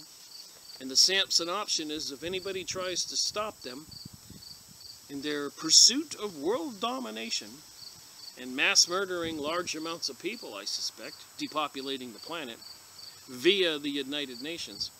They can push the button and release all those 300 nukes under major cities around the world and take everybody down in flames with them. The Samson option, please look it up. Gives us a good idea of what we're dealing with. The Philistines fought the Israelites and captured the Ark of the Covenant. So that would be the covenant that was given to Moses by God, and took it to the temple of Dagon in Ashdod. On 2 successive nights, the statue of Dagon fell from its pedestal. The ark was moved to Gath, where more troubles occurred than to Ekron, where panic and tumors occurred. After 7 months, the ark was returned to the Israelites with a guilt offering. So somebody stole the ark from the Israelites, and everywhere they took it, strange poltergeist stuff started happening. So they wanted to return it with a guilt offering because they were afraid of the ark. Hitler was in pursuit of the ark. All his men into archaeology. Secret Mystery Schools of Babylon. William Cooper, Beware of the Paled Horse is his book. We've gone over that. Go on the internet and look up William Cooper, Bill Cooper, Secret Mystery School of Babylon, YouTube. Watch some of Bill's videos. Series 1, 2, 3, 4, 5, 260, 270. Fascinating material. The elders asked Samuel to appoint a king to rule them. This was offensive to the Lord, because the Lord was a real ruler of the Israelites through the judges. After repeated entreaties, the Lord told Samuel to anoint Saul as king of Israel. So it seems like the Lord was talking to these people a lot. Saul defeated the Amalekites, but contrary to the Lord's orders, allowed King Aged to live and keep livestock. The Lord was angry with Saul for not annihilating the enemy and decided to replace him as king. Samuel killed Agag. So the Lord was upset that they weren't. I wonder who this God of the Israelites are. Can't be a nice person. Entity. Spiritual being. Must be the cast out fallen angel Lucifer. You think? It is what it does. Saul eventually committed suicide after the Philistines killed his sons in battle. Just saying, reading this stuff from the Bible can leave a person perplexed. It certainly isn't the way I envision a God. Remember, this is the Old Testament, which was replaced by the New Testament, which apparently now they want to make illegal. Say it's anti-Semitic to read that material in the New Testament. What's that old saying? In a country ruled by traitors, truth is treason. Saw that on somebody's truck once. After Saul's death, David became king of Judah and was anointed at Hebron. War broke out between Judah and Israel. After ruling Judah for 7 days, David became king of the combined kingdom for 33 years. David captured Jerusalem from the Jebusites and made it the capital of the kingdom. David went on to become the most successful conqueror in the history of Israel. So it seems Israel was proud of being conquerors and mass murdering people.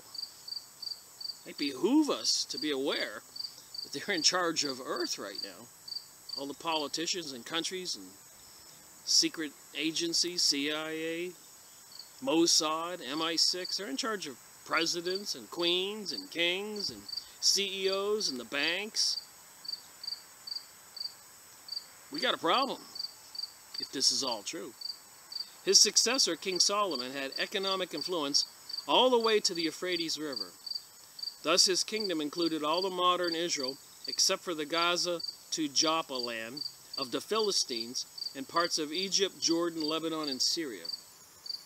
This history is especially important today Because one of the objectives of the Zionist movement is to expand the state of Israel to include all of this territory and to rule the world from Jerusalem. Certain Jews are planning World War III to bring this about. King David was a great hero, but he was not without faults. He committed adultery with Bathsheba and arranged to have her husband, Uriah the Hittite, killed in battle.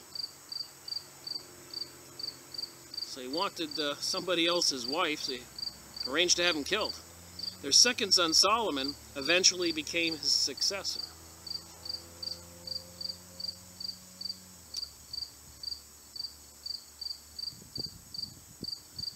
Solomon prayed to the Lord for wisdom and discernment, which the Lord was glad to give him. Some of the book of Proverbs is attributed to him, Solomon, King Solomon. The temple they want to rebuild now. Many public works projects were undertaken, including the building of the temple, which took 7 years to build, and a much larger palace, which took 13 years. The construction crew included 30,000 forced laborers, which led to resentment against the king. The Lord appeared to Solomon, promising him a royal throne forever, as he had promised David if he followed the laws of the Lord.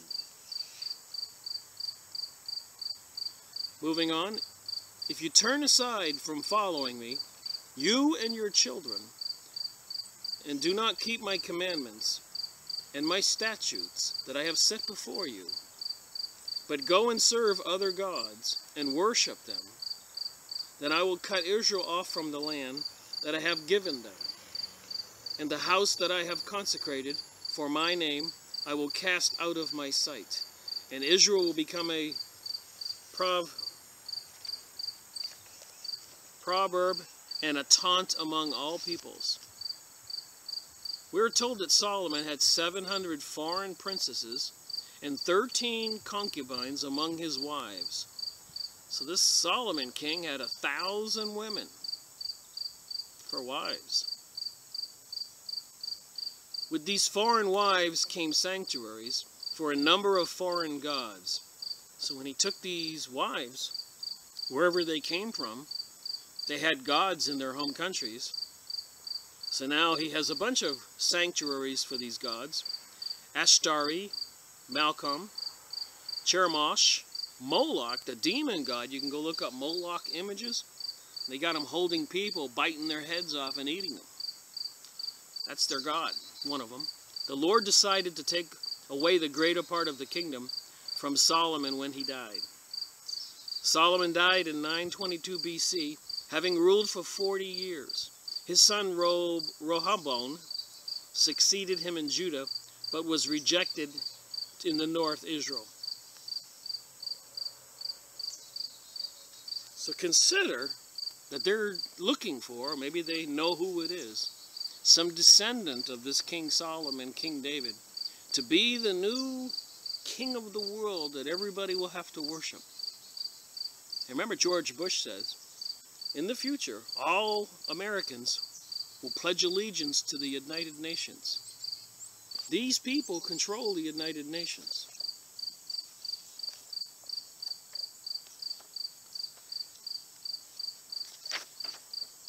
So I think I'll leave off on that background for now and go to a couple other documents.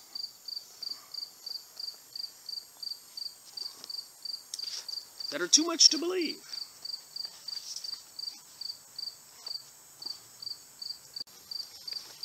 So we learned a little bit about the history in the Bible, about the Jewish people, and I want to review more of that in the next video on this book. But I'd like to do a document review right now to kind of show that everything I've been saying is documented. Cracks in the U.S.-Israeli alliance revealed.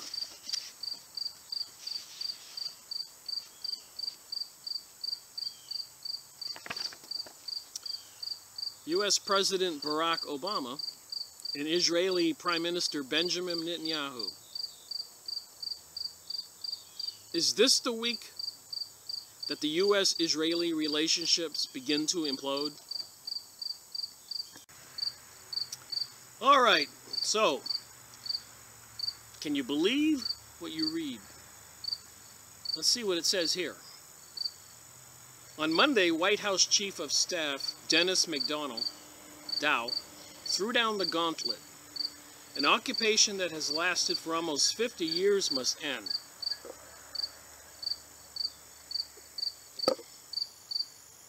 The statement was a pointed rebuke at Israel's Prime Minister Netanyahu, who won re-election last week running on a no Palestine state platform.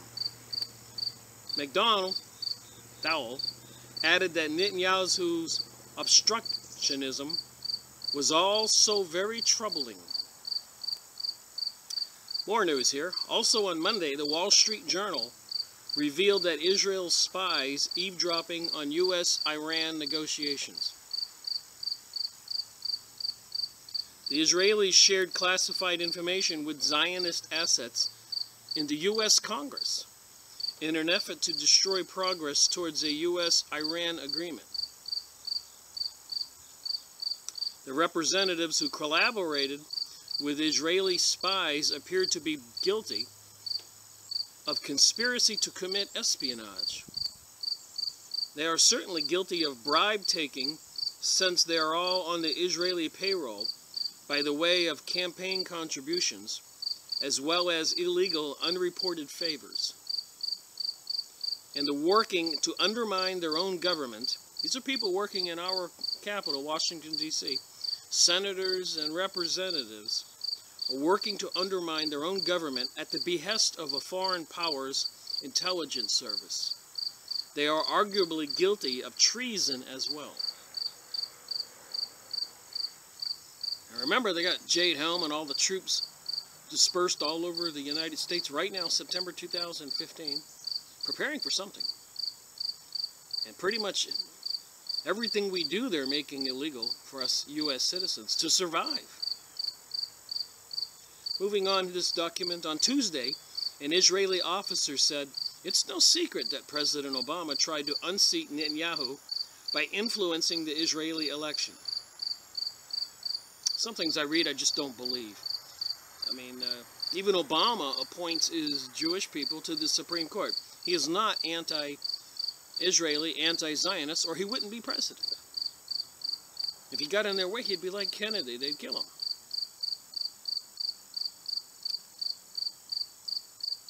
All right, on Tuesday, Obama himself blamed Netanyahu for the very dim prospects of an Israeli-Palestinian peace. This is all for show, to keep us citizens looking over here while something's going on over there. They want to portray Obama as anti-Israel, but nothing could be further from the truth. They control him, like they control everybody else, which we will see, which Prime Minister Sharon said of Israel in a heated argument. Don't worry about the USA, we control the USA. But could any U.S. president really decide to end American subservience to Israel? Of course not. Given the power of the Zionist lobby, which owns the U.S. media, Congress, and much of the financial and organized crime sectors, many observers say a break with Israel would be politically impossible. So we can't get these Zionist people out of our country. They've infested this country like cockroaches. Say it like it is. The wars of our young men and women, 911 and all those people, proclaiming they want to take over the world. We read The Jewish Utopia. We read the book, An American Jew in Israel. We read many other books, and we're going to read more books. And the stuff they're up to is insidious and psychopathic. Criminally insane are running our country, as we will see, and even in this document. But if, as Mao said, political power grows out of the barrel of a gun, the Zionists may be in trouble. Well, if Mao said that political power grows out of the barrel of a gun, then we're in trouble, because in Jade Helm, if you go look online, They're dispersing all kinds of heavy equipment, even tanks. This is the government putting all this equipment in position all over the United States. So if political power is out of the barrel of the gun, we the people are in trouble. There is one powerful institution in America that the Zionists do not fully dominate: the U.S. military. And those vehicles they're dispersing all over the United States are white with UN symbols on them, United Nations. And they've been purging our military leaders from powerful positions in America. Why are they getting rid of those guys? People who have taken care of us for years. And many of the men and women who have been fighting and dying in the post-9/11 wars for Israel are furious at the deceptions that launched those wars. You can look up this document, Cracks in U.S.-Israel Alliance Revealed. In the immediate aftermath of the Zionist coup d'etat, on September 11, 2001, 9/11, they're saying the Zionists did that, and the Zionists are the bankers, the Rothschilds, the Rockefellers, people who control Israel. Even the Jesuit, the Pope, is in on this. They've all been infiltrated.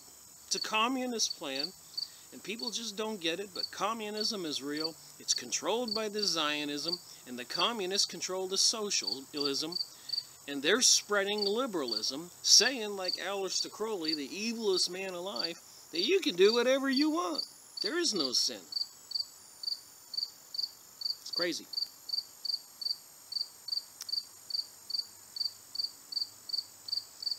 Let's see what it says here. In the immediate aftermath of the Zionist coup d'etat on September 11, 2001, the U.S. military and intelligence high command were purged of aware individual loyal to the Constitution of the United States. So they've been purging these good people that are constitutionalists, that are military leaders and intelligence leaders. They've been purging them. If you pay attention to the news, you know this. But since then, and especially since the election of President Obama, loyalists have been creeping back into high positions, while Zionist traitors are on the defensive. We have another Shakespearean play going on in this country right now. The drama unfolding. And what it is, it's the election for 2016 for the presidency of the United States of America. We got Donald Trump, we got Hillary, we got Jeb Bush, we got Farina, we got all these people, and they're creating quite a show. But we already know, most people, that it's already been rigged. It's all set up who they're going to have as president. And no matter who they put in is going to be working for these Zionists. Apparently Donald Trump's son married a Jewish person, and they're changing to the Jewish religion. And his daughter married an influencer, rich Jewish person, and they're turning to Judaism. So for me to think about it, if Trump is president, an Israeli is going to be running this country. His whole family are converting to Judaism, sons and daughters. Is that true? I've done some research. It seems to be. But don't believe me, go look it up for yourself. The recent firing of Captain Heather E. Cole, former commander of the Strategic Communication Wing at Oklahoma's Tinker Air Force Base, is just the latest incident in an apparent ongoing purge of unreliable links in the nuclear command chain. Oh my God. Beginning with the loose nukes incident at Minot Air Force Base in 2007, which led to a rash of firings and mysterious deaths. Members of the Zionist-linked parallel command chain implicated in the 9/11 have been removed from sensitive nuclear weapons-related positions. Veterans Today sources report that the firing of Captain Cole may have been part of an attempt to deprive Netanyahu of his Samson option. And I'm making this stuff up. Samson option. His ability to threaten the world with nuclear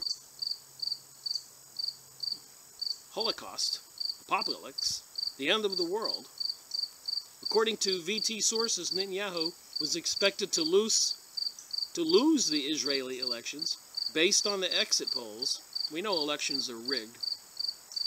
He may actually have lost the vote, but won thanks to rigging voting machines. And in America here, we know that the people who manufacture voting machines refuse, because that's what the people who run our government tell them to refuse, to put any kind of paper trail inside these machines. So they can change the numbers just like you get on the internet or your cell phone. Knocking out one more link from the Zionist parallel command chain, infesting the U.S. military, weakened Netanyahu Samson's option position,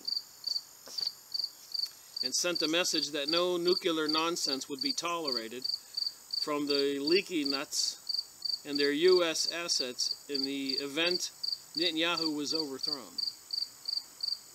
The behind-the-scenes war between loyal elements of the U.S. military and the intelligence communities and these Zionist infiltrators is the elephant in the living room that no mainstream media outlet will cover. This covert power struggle, in which President Obama is said to lean lightly toward the side of the loyalists, could be Israel's undoing. I think it's bigger than Israel, of course. It's the Illuminati, the banksters, the Satanism, Lucifer worship, the cultists, all kinds of Freemasonic lodges in every country, in every city, in every town all over the world. Like an invisible army is what I call it.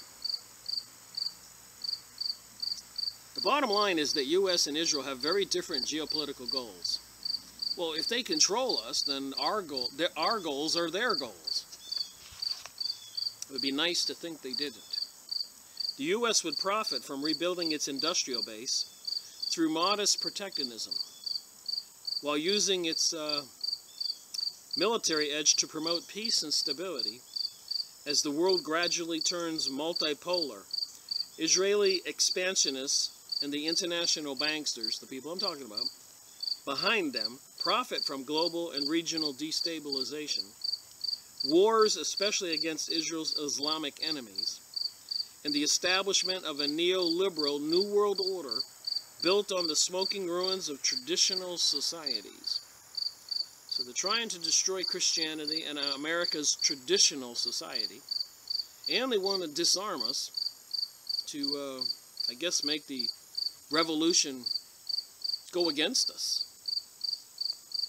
If we don't have any weapons, we can't defend ourselves. Netanyahu's minions have worked hard to convince American leaders that Israel and America have the same interests.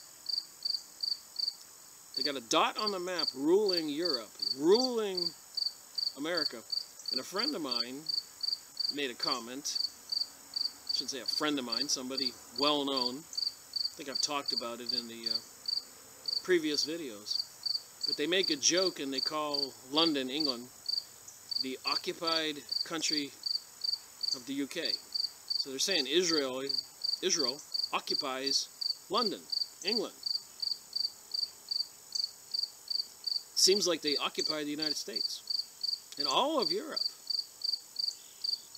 The infamous Wolfowitz doctrine, drafted in the wake of the Persian Gulf War I, held that the U.S. should destabilize and hobble other countries to ensure that they can never rival the U.S. in wealth and power. They're worried about the American people. That's why they got Jade Helm with all the equipment and troops and weapons dispersed all over the country. Eavesdropping, watching us with the computers, watching us with cell phones, cameras everywhere, gigantic computers compiling everything that you do, that I do, that we all do. But Wolfowitz is a Zionist agent, and his doctrine is designed to promote a hardline American imperial agenda that would be good for Israel and bad for America. Just think of the movie Hunger Games, and you get the picture. That would not bode well for we American citizens. America's war on the world, and it's not us citizens, it's the people who run our country, which are the Zionist folks. which accelerated when the Wolfowitz Doctrine became official U.S. policy after 9/11, is above all a war on Israel's enemies. And Israel's enemies, according to the Jewish Utopia, is anybody who's not a Jew or belonging to one of their fraternal secret organizations like Illuminati, Freemasons, Club of Rome, Knights of Malta, Knights of Columbus, Hollywood crowd, banksters, Rosicrucians, Church of Satan, Jesuits. They've infiltrated and taken over a lot of the world. People are waking up, and that's probably making these enemies of the citizens of planet Earth move faster and more furious towards their goal of this New World Order. They didn't spend 100, 200 years getting ready for all this to stop.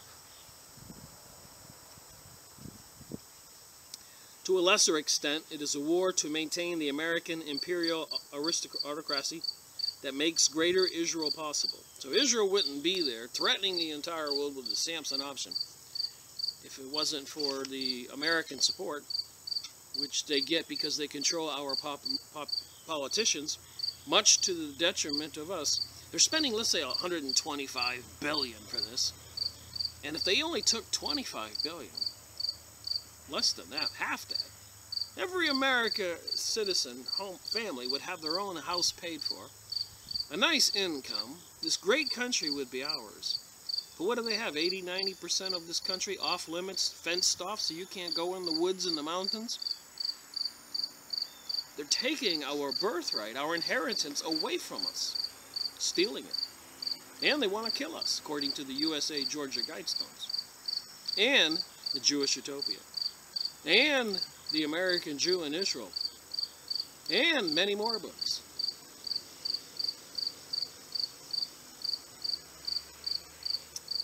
But the Zionists are really not interested in any new American century. Netanyahu's real feelings about America were revealed in a secretly recorded conversation in Fink's Bar in Jerusalem, Al-Quds, in 1990. I've mentioned this before. Listen up. It's again. And I want to show you that I've gone out of my way to try to verify this. If we get caught, they will replace us with persons of the same cloth. So Netanyahu's speaking. If we get caught what? And who are these persons that will replace them? The Illuminati, the banksters. Worshippers of Satan, the devil. Interdimensional communications. The people running CERN, trying to open up portals and let demons from hell loose, maybe. They call it UFOs and aliens. They got a statue of Shiva out front, and their logo is 666, the mark of the beast. You got to be brain dead a little bit not to see this, and not to be troubled by it. If we get caught, they will replace us with persons of the same cloth. So it doesn't matter what you do.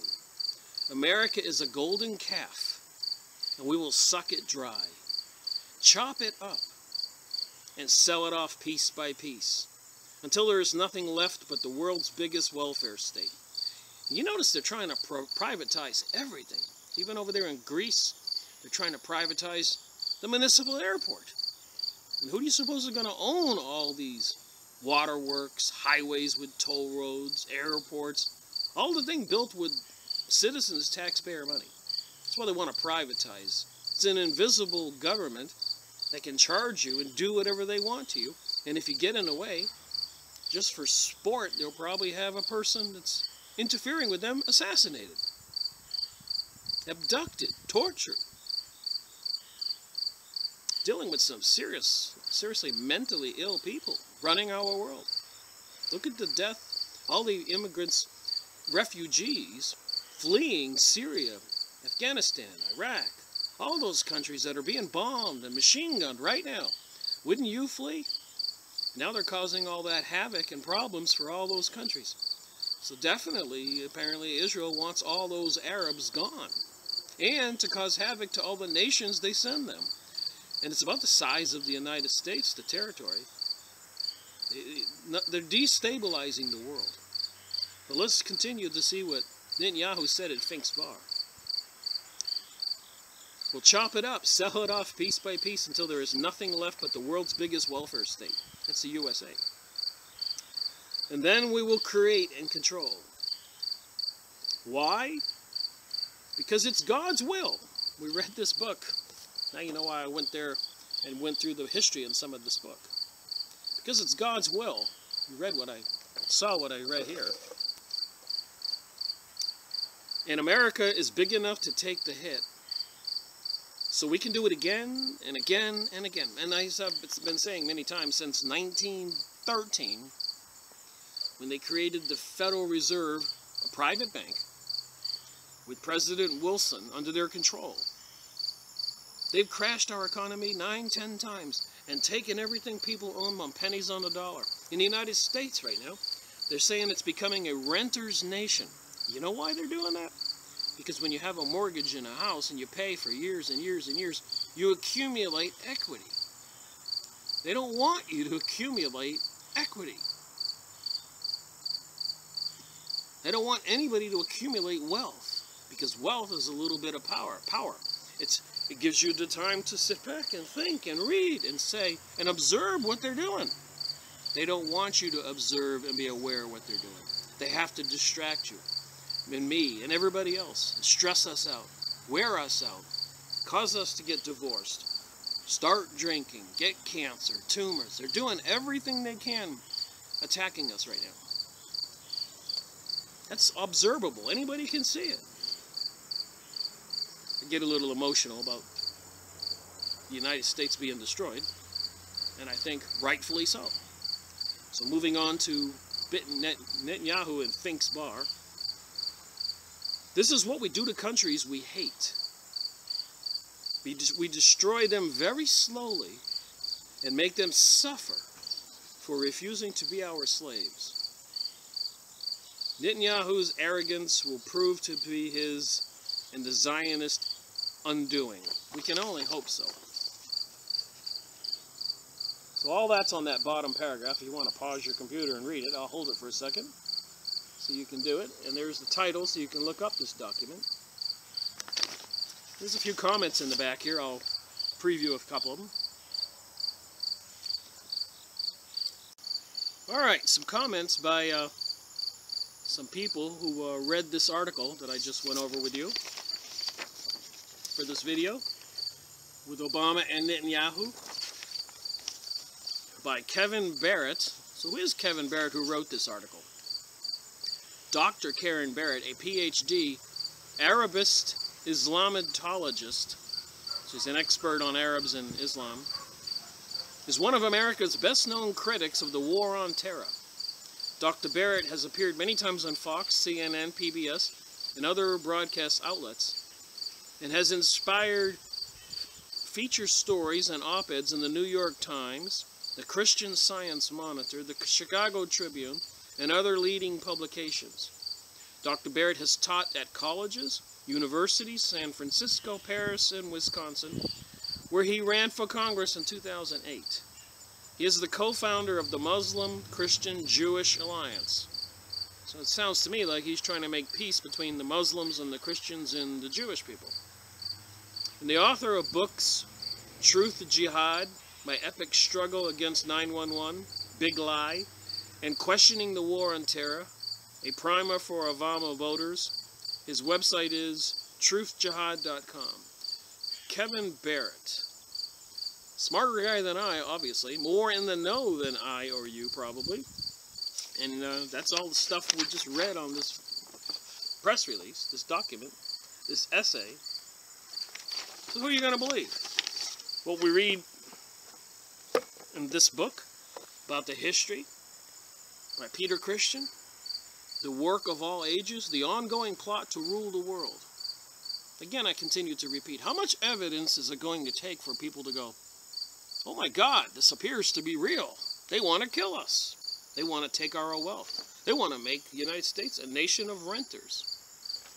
So let's see what some citizens said. They got this little picture one guy made of Netanyahu on a rat's body.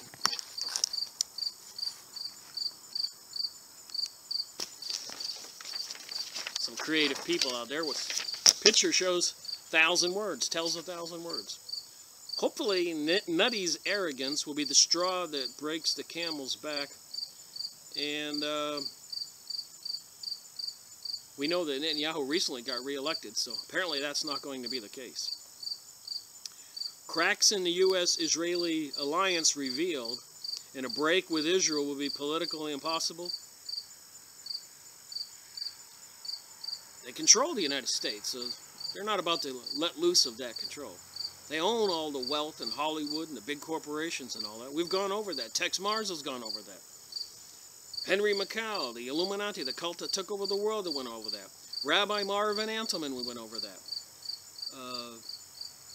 John Perkins, Confessions of an Economic Hitman, we went over that. Freemasonic books, we went over many of them.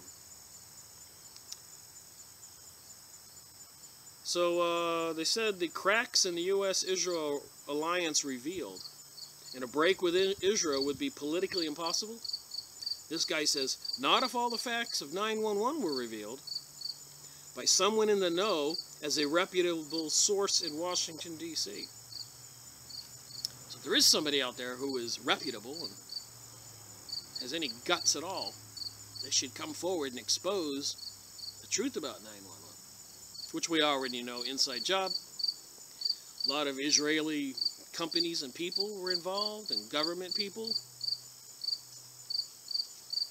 Building 7 free falls, obviously. Demolition, and Danny, which was a demolition expert, you can look up his videos. I think 7 days after he was shown the evidence and said, this is obviously demolition installed of dropping a building. He's dead 7 days later.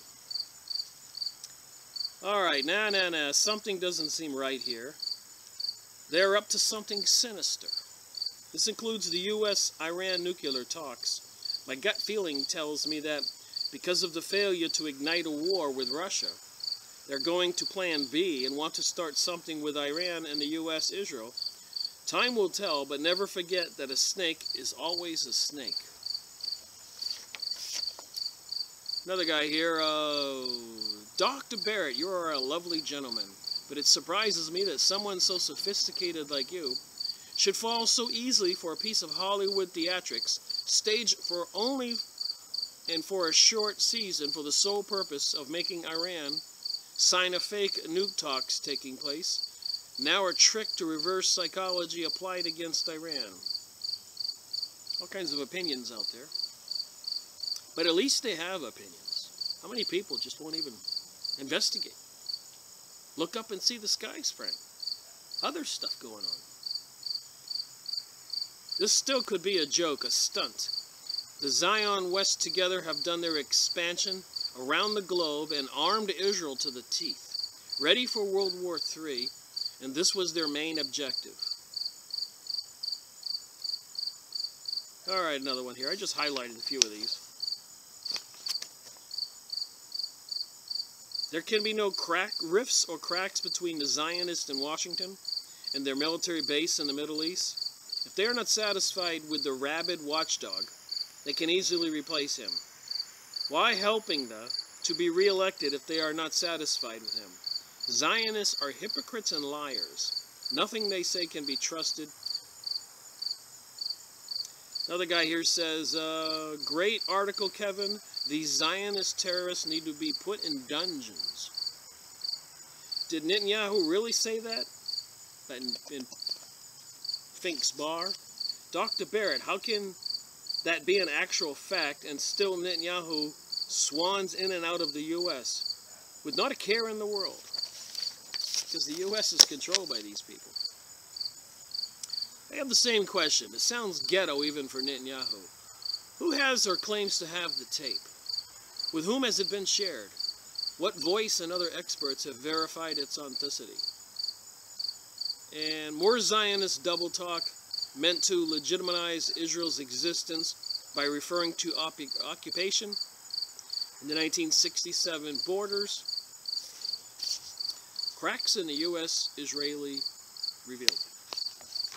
So if you know how I do things, I like to go check up and verify things myself. So I searched Benjamin Netanyahu, Fink's Bar, 1990.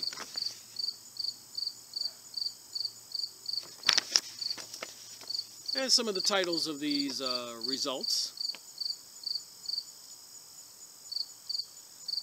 Shockwaves, Part 3, Veterans Today. Flashback, 1990, Bibi Netanyahu and the KGB agent, hardcore Bolshevik, and Benjamin Netanyahu was meeting at Fink's Bar in Jerusalem. Goon Squad, Netanyahu, America's a golden calf. U.S., Germany have held EU back from a tougher stance. Press TV, U.S., Israel, alliance imploding. Fink's Bar, the dirtiest secret on the war on terror. During the 1990s, he was a staunch supporter of the Hafi jihadism, and that, of course, included Benjamin Netanyahu at Fink's Bar. Terrorism in the crime syndicate. Just who is Benjamin Bibi Netanyahu? Fink's Bar. So you can key this in, and I got all these results. There's many more pages here, as you can see. Apparently 475 results. So you can go convince yourself that he said that at Fink's Bar or didn't. And if you pay attention to other things he said and done, and all the other books and documents I've gone over, it's apparently pretty probable that he did say it, not knowing somebody was going to record him. Just like Prime Minister Sharon of Israel, in a heated argument in his Congress, he yells out, "Don't worry about America, we control America." So then there was another thing in the news the other day. This is the 19th, this was on the 17th, this was Thursday. Ann Coulter defends Jewish rant.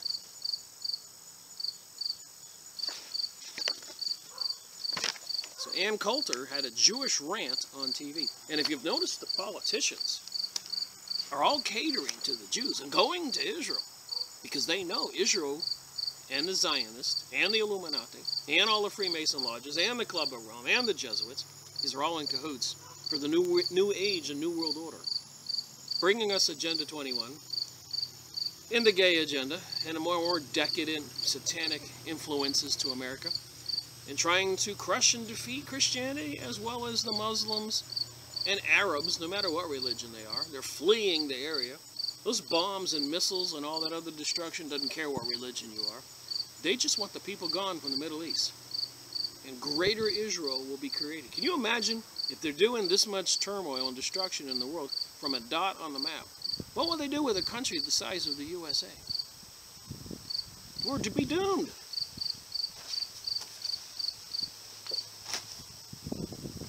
So anyways, Ann Coulter. I don't know if you know who she is. Obviously a political insider with a big mouth. Well known. Ann Coulter. So what did she say in her rant? Like Prime Minister Sharon of Israel rant that we control America.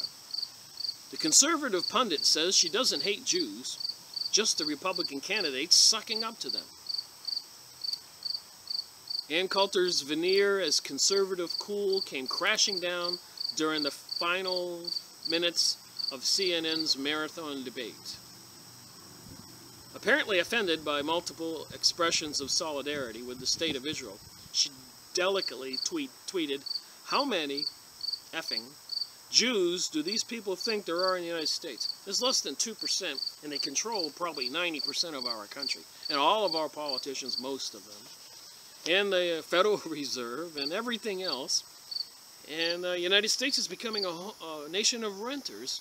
People are losing more money by the day. And at what point did they keep up with all this nonsense, chaos, fearing-mongering? Will you and me and the rest of us not be able to pay our rent and be homeless?" It's getting closer and closer and closer and closer and closer to that reality. Can you imagine? It should shake people up to the core of what they're doing. Anyway, so she tweeted that. How many effing Jews do these people think there are in the United States? The reaction had been swift, and apart from the hard-right racist tweeting, their approval. Anyways, in an interview with the Daily Beast, Coulter said the controversy was all based on a misunderstanding. She didn't mean to say that Jews were hoarding influence in this country.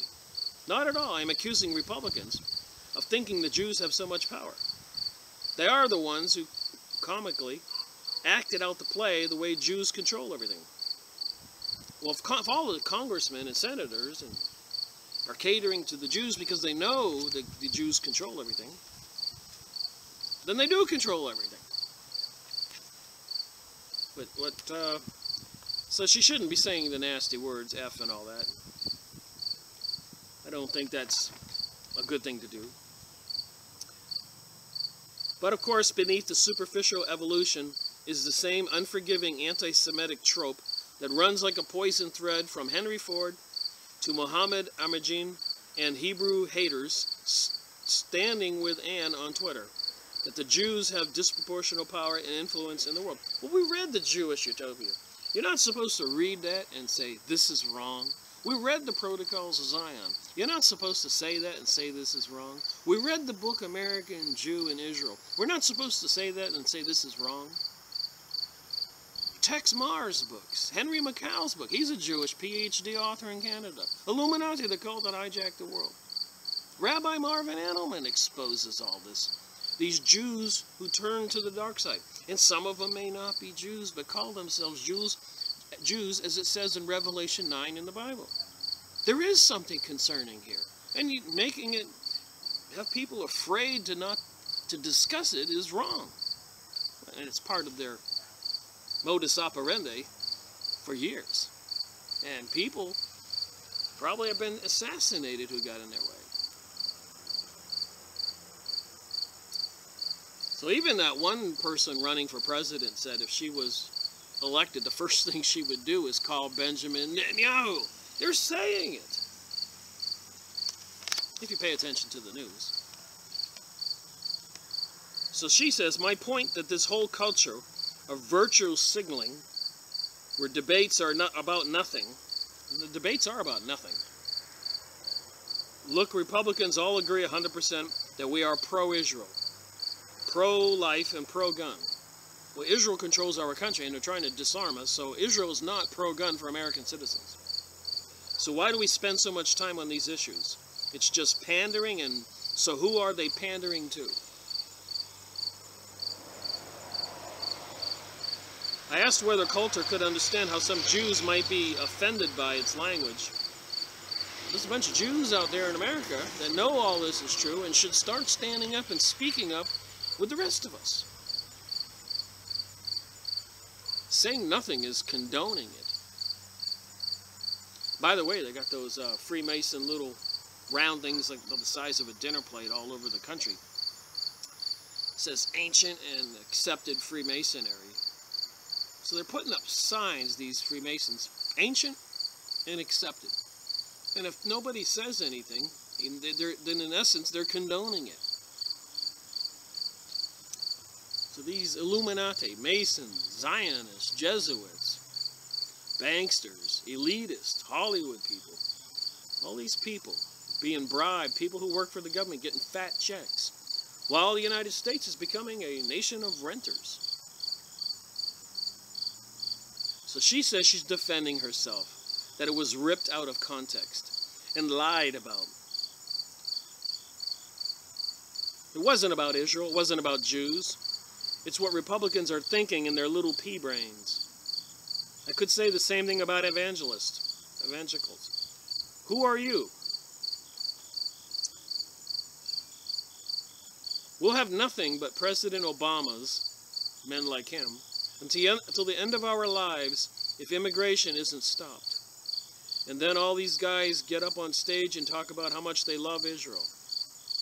And I keep saying all that chaos and anarchy and murdering and pillaging and threatening and driving through villages with bullhorns. Flee for your lives or we're going to bomb you. So they're showing up on the doorstep of Greek islands and Greece and Germany, countries all over the world, the United States. In the news, Obama was supposed to bring 100,000 of these Syrians into the USA. Maybe they could buy up some more businesses, make more Americans renters. Nobody wants to face up to the truth. I don't think the Republicans understand the evangelicals. We don't need to be coddled too constantly. We're not Democrats. There's no doubt that the Republican Party is the party of Israel and of life. So why keep sucking up on Israel? Well, they're promoting and pursuing through the United Nations Agenda 21 and a New World Order and a New Age, as we have been reviewing in my hundreds of hours of videos in Freemasonry and Satanism. Everything from remote viewing to UFOs, aliens, Egyptian history,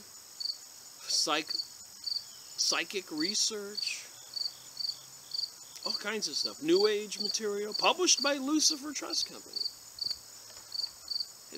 The name of the company publishing this stuff is Lucifer Trust Company. I think they changed their name now to Lucas. In fact, the one issue in which Coulter wanted to bring up Israel was Coulter's hobby horse, immigration.